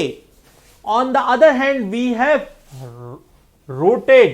The enemy army was routed. Rout का मतलब क्या है, completely defeated, forced to flee, पूरी तरीके से बर्बाद कर देना या भागने पर मजबूर कर देना। जो हमारे शत्रु थे वो क्या हो गए, वो डिफीटेड हो गए कंप्लीटली, या फिर भागने पर मजबूर हो गए। एक ईडियम पढ़ा था हमने फर्स्ट क्लास में, फोर्स्ड टू फ्ली। देखना उसका मतलब क्या है, फिर मुझे बताना। अभी क्लास में बता सकते हैं तो मैं वेट करूंगा, ठीक है। अब्दुल ट्राई करो। हाँ जी, social and sociable. Next is social and sociable. देखिए, एक वर्ड है सोशल और एक है sociable. Dowry is a social evil which means relating to society. Social जो समाज से संबंधित हो। दहेज एक बुरी प्रथा है। दूसरी तरफ देखते हैं सोशेबल। सोशेबल का मतलब है फ्रेंडली पर्सन, एक सामाजिक व्यक्ति के बारे में। A sociable man is welcome in any company. किसी भी एक कंपनी के अंदर, किसी भी एक गुट के अंदर, किसी ग्रुप के अंदर एक जो सामाजिक व्यक्ति है, जो एक समाज के रहन सहन रीति रिवाजों का पालन करता है, उसका वेलकम होता है। तो दोनों देखो अपने अपने तरीके से यूज किए गए। एग्जीक्यूशन सिर्फ इसलिए बताते हैं ताकि आप इसको बहुत अच्छे से समझ पा सके। चलिए आगे बढ़ते हैं। Stationery word. देखिए, ये मैंने टेस्ट में भी फर्स्ट क्लास में आपको बताया था, फिर से देखते हैं इसे। Stationary, stationery. There is a difference of A and E. A and E. NARI means standing still. Use an adjective. इसको मैंने एडजेक्टिव बना के यूज किया है। एडजेक्टिव क्या करता है, इट कैन मॉडिफाई और एनहांस द इंपॉर्टेंस और मीनिंग ऑफ नाउन, इधर हमने नाउन देखा, एक कार, स्टेशनरी, NARY, खड़ी हुई अवस्था। The truck hit a stationary car, truck ने किसको टक्कर मारी, एक खड़ी हुई गाड़ी को उसने टक्कर मारी। On the other hand we have word stationery, NERY, NERY used as a noun which suggests related to pen, pencil, paper, etc. For example, he sells stationery items, वो स्टेशनरी आइटम्स बेचता है या स्टेशनरी बेचता है, ठीक है। There is no need to apply items with stationery. आगे बढ़ते हैं, चलिए लास्ट वर्ड देखते हैं बच्चों, union and unity. Union means being united, एक होना, एकजुट होना। For example, union is strength, एकता में बल है। On the other hand we have word unity, unity suggest its meaning the state of being united, ये तो एक होना है। यूनियन का मतलब एक जो चीज हो गई, और इस एक पूरी अवस्था को क्या बोलते हैं, स्टेट को क्या बोलते हैं, इसको हम बोलते हैं यूनिटी। जैसे Mahatma Gandhi worked ceaselessly to bring about Hindu Muslim unity. Mahatma Gandhi आपको पता ही है, काम किया, वर्कड सीजलेसली का मतलब, सीज का मतलब होता है to stop something, to stop something, okay. तो यहां पर सीजलेस, लेस हो गया तो मतलब बिना रुके। महात्मा गांधी ने बिना रुके काम किया हिंदू मुस्लिम की एकता के लिए। तो हमने देखा यहां पर यूनिटी का मतलब एकता हो गया, और ऊपर भी एकता है, लेकिन उसको किस तरीके से यूज किया। And now it is up to you how to use these words according to the context, according to the scenario. If you are aware of all these homonyms and much more, then you will be able to grasp the core essence of the paragraph. Okay, चलिए अभी अब नया topic लेते हैं, ये यहीं पर खत्म करते हैं। आज एक बड़ा इंटरेस्टिंग टॉपिक है मेरे पास, जैसा मैंने आपको कहा था, there are certain words which we see that somebody says I am wearing a trouser and another person says I am wearing a pants. What is the difference between pants and trouser? What is the difference between antenna and aerial? There are many types of English available in the market, but topmost is US English and UK English. ठीक, on the basis of US and UK we use certain words. For example, if we see that in US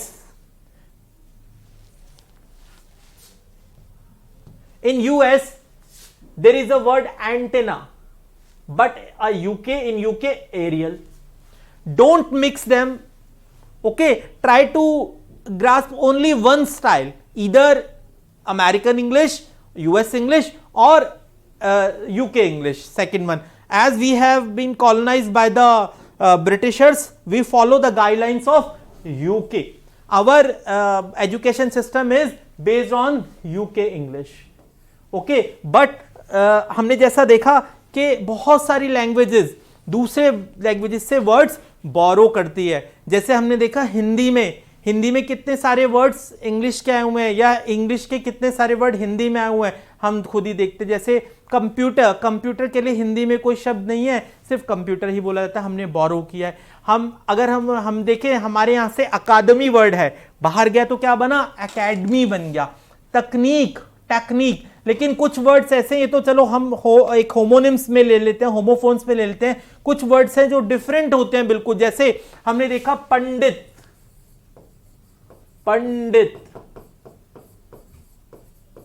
पंडित आपको dictionary में मिलेगा, Oxford dictionary में मिलेगा, ठीक है। इसके अलावा पंडित के अलावा आधार,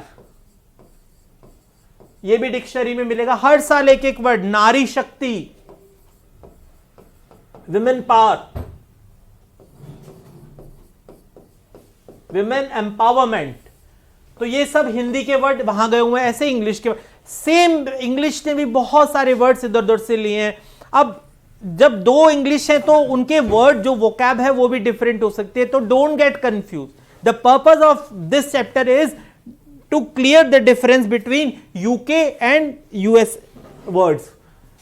जैसे हम बोलेंगे एरियल, इंडिया में यूके एक स्टाइल चलता है तो एरियल बोला जाता है, जबकि एंटीना भी बोलते हैं। लेकिन कहीं ऐसा ना हो कि आप एक दोनों को मिक्स करो, कहीं आप दो एक अमेरिकन स्टाइल ले रहे हो तो दूसरी तरफ आप यूके का स्टाइल ले रहे हो।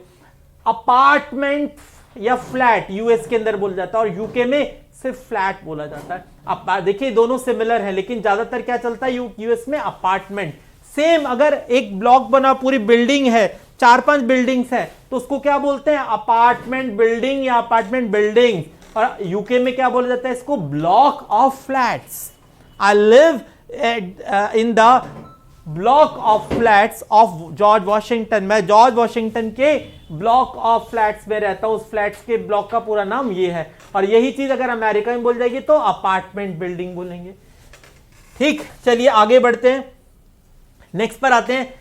हम बोलते हैं डायलिंग कोड। डायलिंग कोड जैसे 011 दिल्ली का कोड है, वैसे ही यूएस के अंदर बोलते हैं एरिया कोड।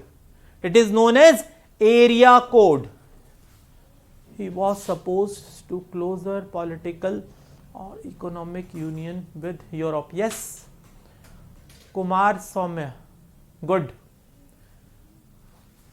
चलिए आगे बढ़ते हैं। यूएस में यूज होता है ATM, which stand for automated teller machine. और यूके वाले क्या बोलते हैं, कैश पॉइंट। जबकि आप जरा ध्यान दीजिए, हम लोग किसको अडॉप्ट कर रहे हैं, हमने शॉर्ट फॉर्म इसको एटीएम बोला, जबकि ये अमेरिकन वर्ड है एटीएम। और अगर हम देखें अगर कल्चर के हिसाब से तो कैश पॉइंट चलता है यूके के अंदर। ठीक, चलिए आगे बढ़ते हैं। अटॉर्नी, अगर यूएस में देखें तो वकील को क्या बोल रहे हैं, attorney. On the other hand UK में, यूएस में अटॉर्नी बोलते हैं तो यूके में बैरिस्टर या सॉलिसिटर बोलते हैं। अभी आपने देखा होगा कई बैरिस्टर, जैसे Gandhi ji was the barrister because उन्होंने कहां से अपनी एक वो की थी, अपनी जो वकालत की थी वो इंग्लैंड से की थी और फिर इंग्लैंड बेस्ड थी, तो वो बैरिस्टर कहलाए।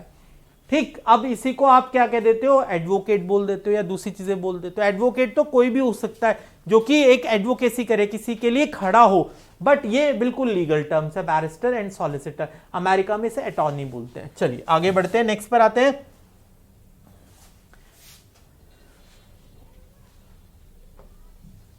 बच्चों को घुमाने की एक छोटी सी गाड़ी होती है जिसे क्या बोला जाता है, प्रैम। हमारे यहां क्या बोलते हैं या यूके में क्या बोला जाता है, प्रैम।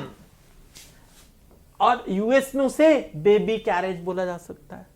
ठीक, आगे बढ़ते हैं।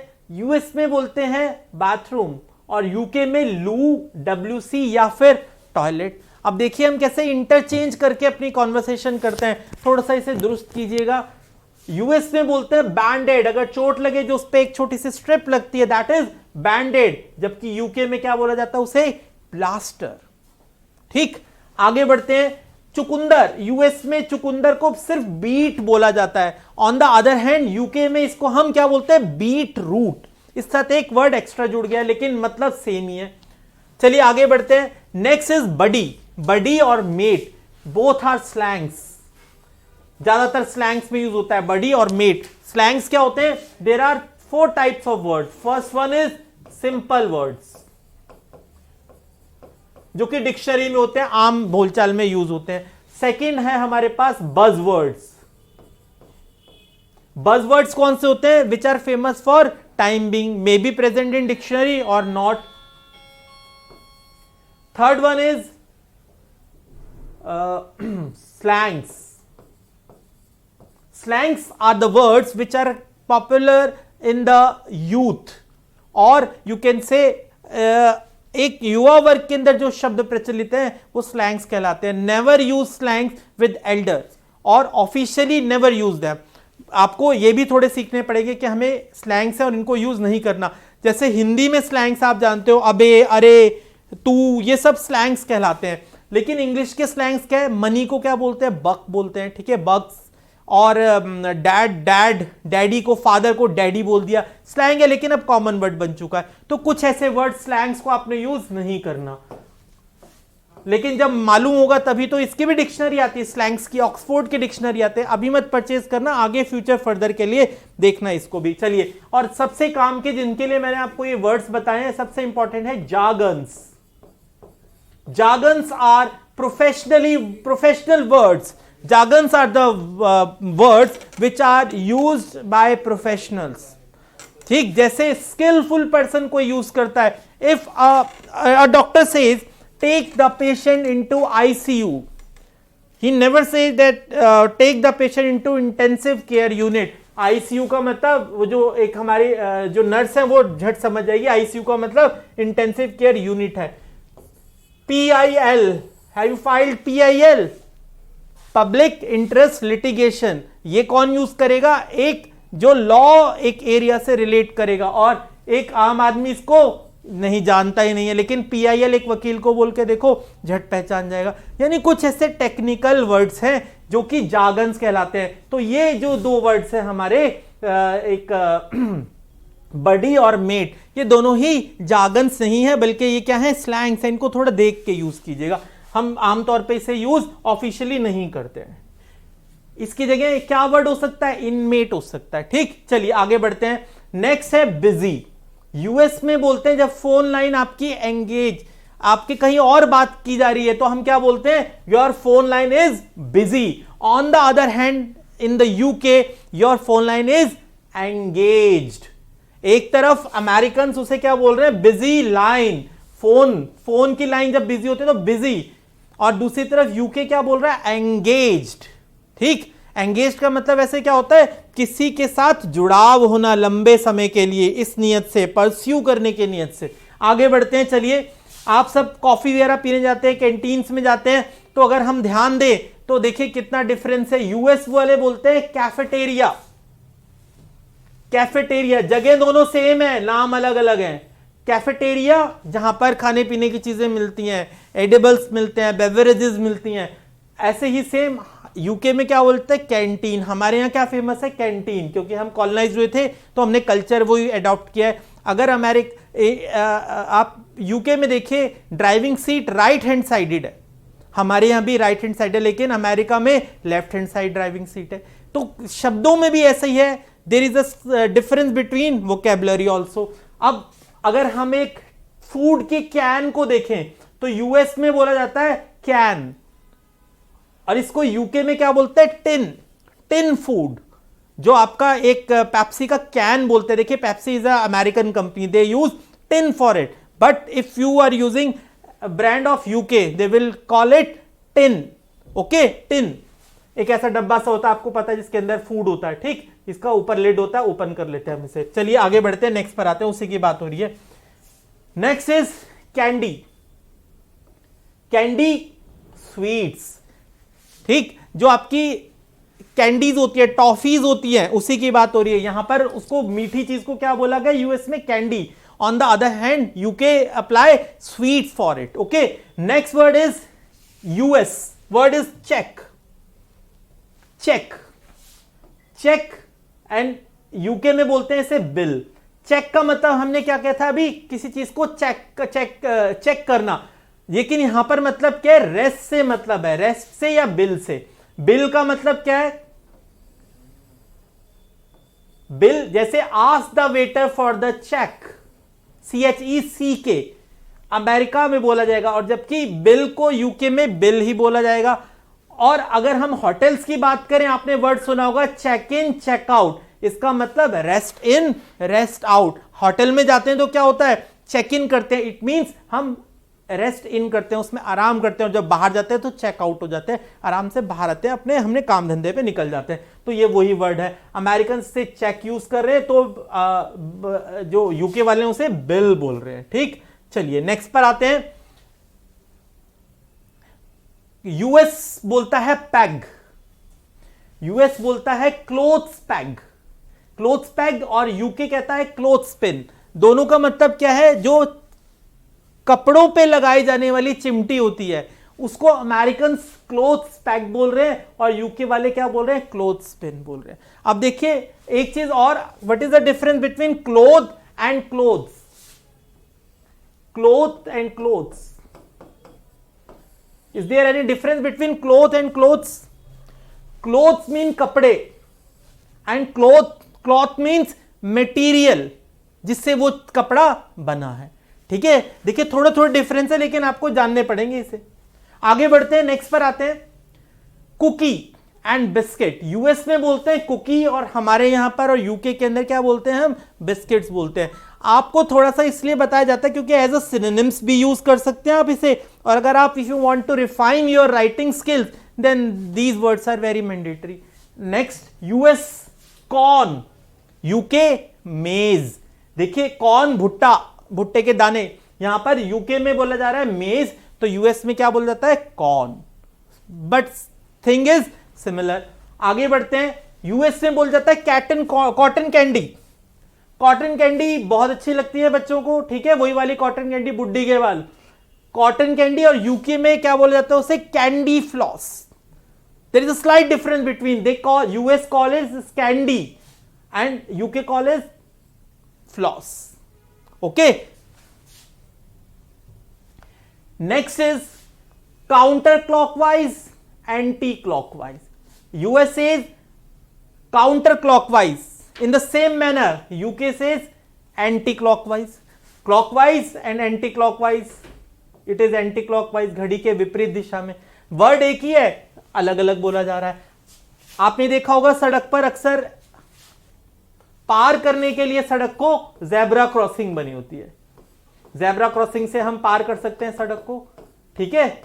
अब अमेरिकन इससे बोलेंगे क्रॉस वॉक, और यूके क्या बोलता है उसे, ज़ेब्रा क्रॉसिंग। ज़ेब्रा नहीं क्रॉस करता, इसे इंसान ही करते हैं, उसकी जो स्ट्रिप्स होती है इस वजह से उसे ज़ेब्रा क्रॉस बोलते हैं।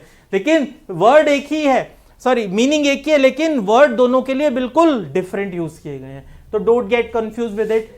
आगे डेड एंड, यूएस में बोल जाता है डेड एंड, जिस रास्ते का अंत हो गया है, आगे कोई भी रास्ता आगे नहीं निकल रहा है, that is known as dead and.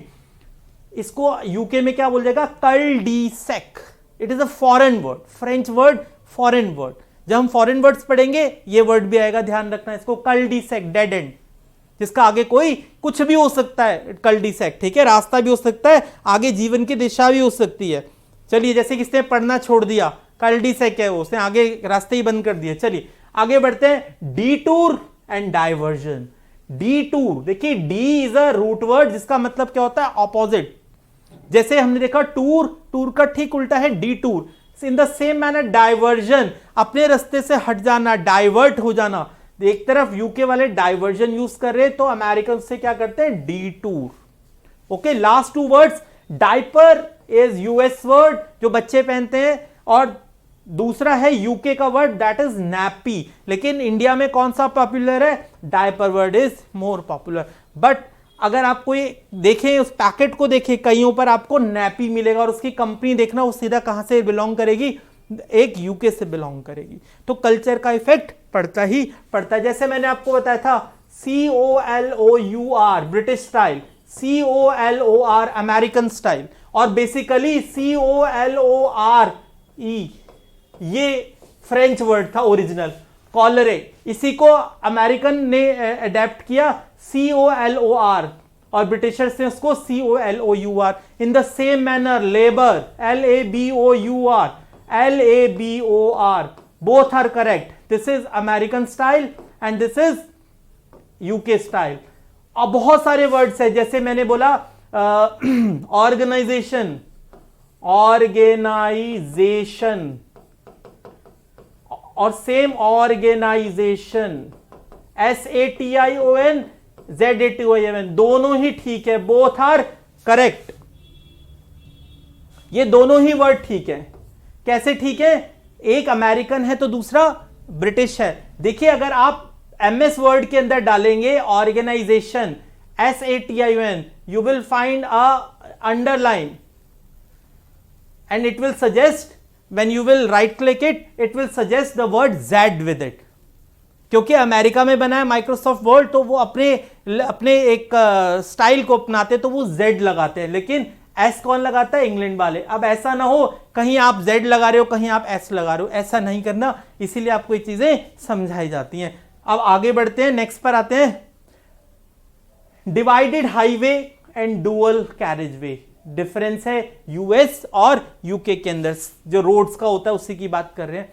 अब नेक्स्ट पर आते हैं, यूएस के अंदर ड्राइवर्स लाइसेंस है, there is a apostrophe S, there is a apostrophe S, okay, but there is no apostrophe but ing form of drive. For example, driver's license is US word, UK word is driving license, और हमारे यहाँ क्या चलता है, driving licence बोलते हैं, ठीक है। चलिए आगे बढ़ते हैं, नेक्स्ट वर्ड बहुत अच्छा है, एग प्लांट, यूएस में बोला जाता है एग प्लांट, यूके में बोला जाता है ऑबरजीन, ऑबरजीन और एग प्लांट। कोई बता सकता है दोनों का मतलब क्या है? तब तक मैं कमेंट्स पढ़ लेता हूं, try to make a meaning.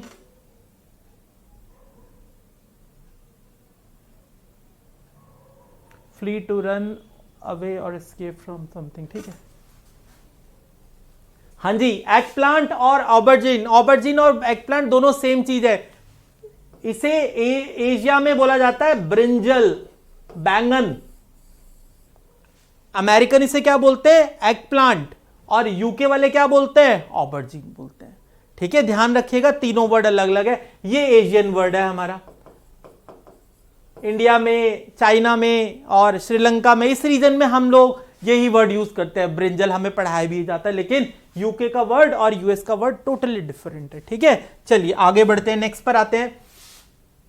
US word is fall और ऑटम, जिसको बोलते हैं पतझड़, लेकिन यूके में सिर्फ ऑटम ही यूज होता है, और ज्यादातर यूएस वाले फॉल यूज करते हैं। मैं ऑब्लिक करके इसलिए बता रहा हूं कि आजकल ट्रेंड है, कोई ऑफिशियल रूल्स नहीं है इसके कि आप कौन सा यूज कहां करोगे, या आपकी मर्जी पर है, लेकिन when you are in Rome do as the Roman do, जैसा देश वैसा भेष। तो भाई ये ध्यान देना पड़ेगा, अमेरिकन भी अब अडॉप्ट करें, क्योंकि कल्चर अडॉप्ट होने में देर नहीं लगती, और ये तो बिल्कुल बाउंड्री लेस चीजें होती हैं जो लैंग्वेजेस होती है। कभी जैसे हिंदी की कितनी सारी शब्दों को बोलते हैं जो कि हिंदी के होते ही नहीं है। जैसे मैं कहता हूं मैं अब यहां से रवाना होने वाला हूं, रवाना होने का मतलब I am going to depart this place, तो हिंदी में क्या बोलते हैं, रवाना शब्द एक उर्दू या अरबी भाषा का शब्द है, जबकि अगर हम हिंदी में देखें तो प्रस्थान शब्द है, लेकिन प्रस्थान कोई बोलता नहीं है, क्योंकि ईज और फ्लो बनाने के लिए लैंग्वेज को हम क्या करते हैं, अपने हिसाब से उसे ढाल लेते हैं। लेकिन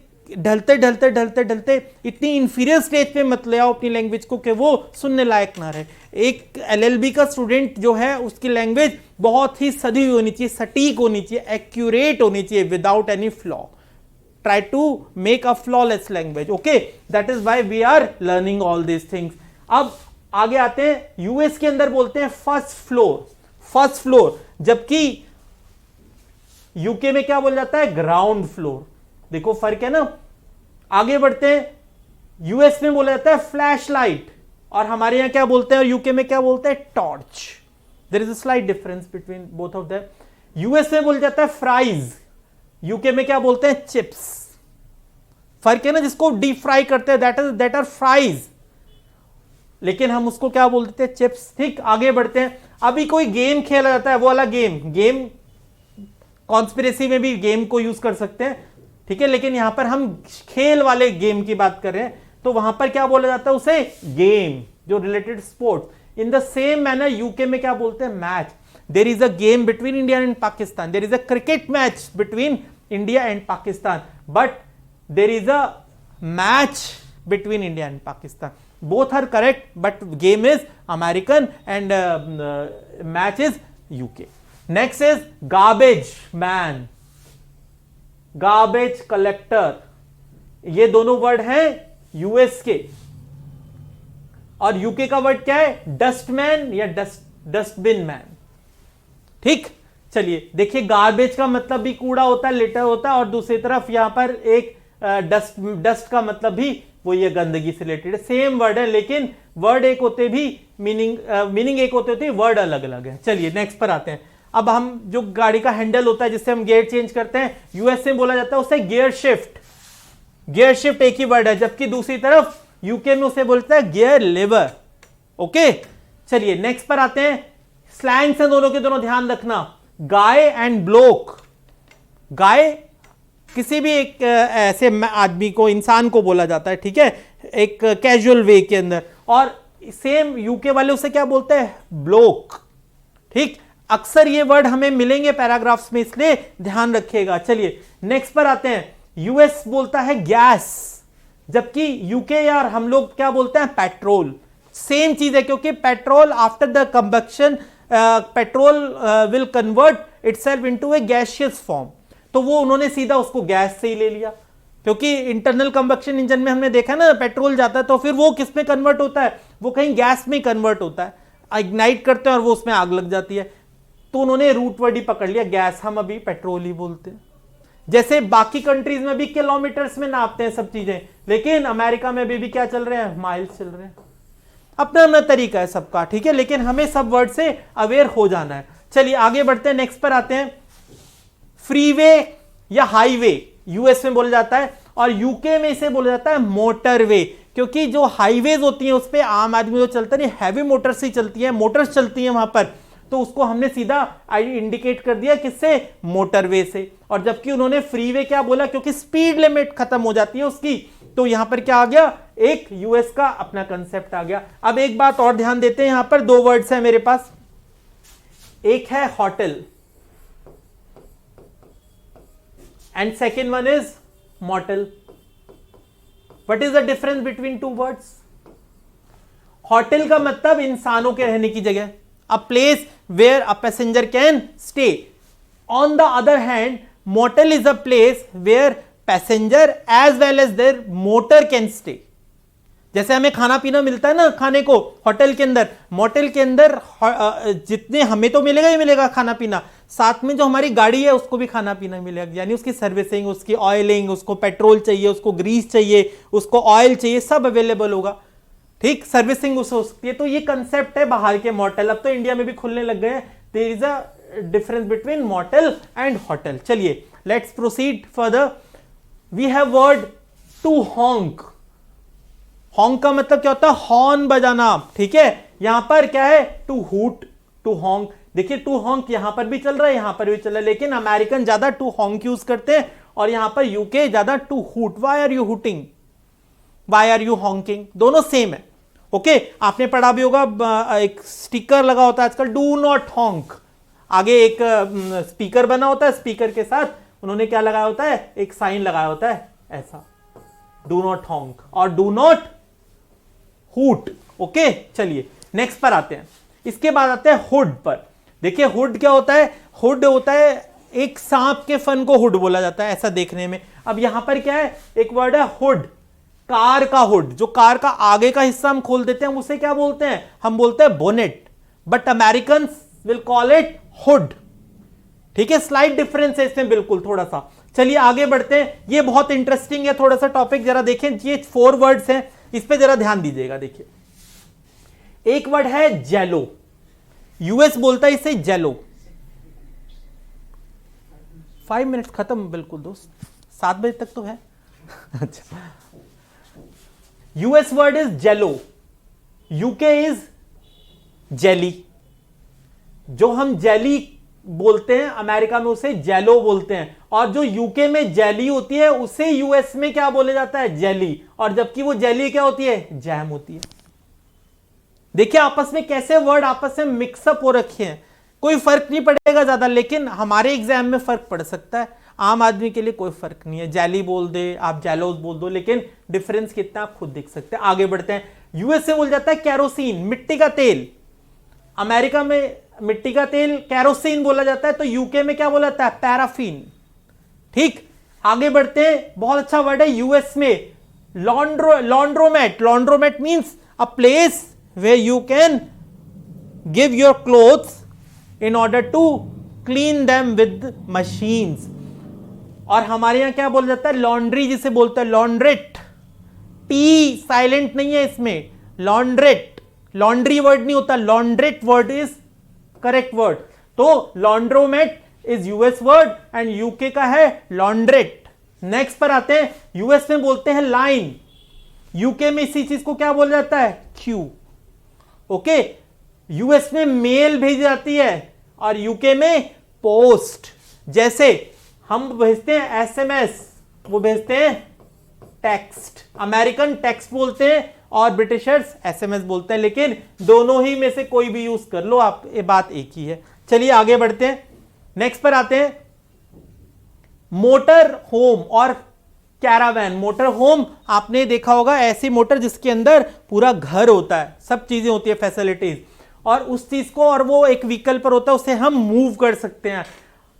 अमेरिका में इसे मोटर होम बोला जाता है, जबकि यूके में उसे कैरावैन बोला जाता है, हिंदी में इसे कारवां बोलते हैं बेसिकली। ठीक है, चलिए आगे बढ़ते हैं, नेक्स्ट पर आते हैं। यूएस में कहा जाता है मूवी थिएटर, मूवी थिएटर, और जबकि इन दोनों वर्ड्स के लिए यूके में क्या एक ही सिंगुलर वर्ड यूज होता है, दैट इज सिनेमा। नेक्स्ट पर आते हैं, यूएस के अंदर यूज होता है napkin, paper napkin, table napkin, और यूके में क्या बोलता है, सर्वियट, सर्वियट। यूएस में बोल जाता है one way ticket. If I purchase a one way ticket, it means I have purchase only going ticket, not coming ticket, returning ticket. अगर आपने रिटर्न भी लिया है तो अलग चीज है, लेकिन यहां पर एक साइड की टिकट को अमेरिकन वन वे टिकट से बोल रहे हैं, तो यूके उसे क्या बोलता है, single tickets, which denotes he has purchased a one route journey ticket. Next is US is overpass and UK says flyover, same चीजें हैं, ठीक है, लेकिन नाम अलग अलग है। देखिए यूएस वाले बोल रहे हैं पैंट्स, और हम लोग क्या बोलते हैं, यूके वाले को क्या बोलते हैं, ट्राउजर्स बोलते हैं। ठीक, अभी हम ज्यादातर देखते हैं घर में पैंट्स बोलते हैं, ट्राउजर बोलते हैं, लेकिन there is a slight difference of words only, but meaning is same. Last word is pacifier and dummy, किसी चीज को इमिटेट करने वाली कोई चीज, जैसे दिखावटी पुतला या कोई ऐसी चीज जो कि किसी चीज के इमिटेशन हो, वहां पर उसे डमी बोला जाता है। लेकिन अमेरिका में इसे क्या बोला जाता है, पैसिफायर। जैसे बच्चों के निप्पल्स आते हैं रबर के, जिसके अंदर थोड़ा सा हनी होता है, बहुत स्लाइट, उसके अंदर बहुत बारीक सा छेद होता है, उसमें से वो सक करते रहते हैं, उसे वो पैसिफायर बोल देते हैं, क्योंकि वो डमी है किसी चीज की। लेकिन अगर हम यूके में देखेंगे तो डायरेक्ट वो डमी बोल देते हैं। ठीक है, तो इस डिफरेंस को अगर आप पहचानते हैं तो बहुत बेहतर है। बाकी अगली क्लास मैं आपकी वोकैब की लूंगा, वोकैब की क्लास बहुत इंपॉर्टेंट है, थोड़ा सा क्लास में जरूर आइएगा, जैसे आ जाए हैं। अगर कोई क्वेश्चन है तो मेरे पास 2 मिनट है, आप पूछ सकते हैं।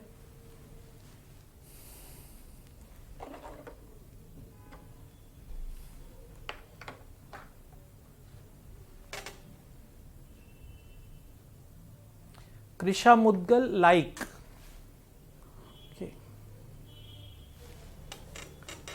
I think you don't have any question. Now it is time to wind up the tomorrow class. Today's class. Tomorrow we will, day after tomorrow, we will start new class. Okay. Until I will take your permission to close the class. आपका नया साल बहुत बहुत मुबारक हो। Covid की vaccine भी आ गई है अब तो। ठीक, चलिए नेक्स्ट क्लास में मिलते हैं बच्चों। जैसे आप मेहनत करें वैसे ही करते रहिए। वेलकम बेटा अब्दुल, वेलकम, बाय।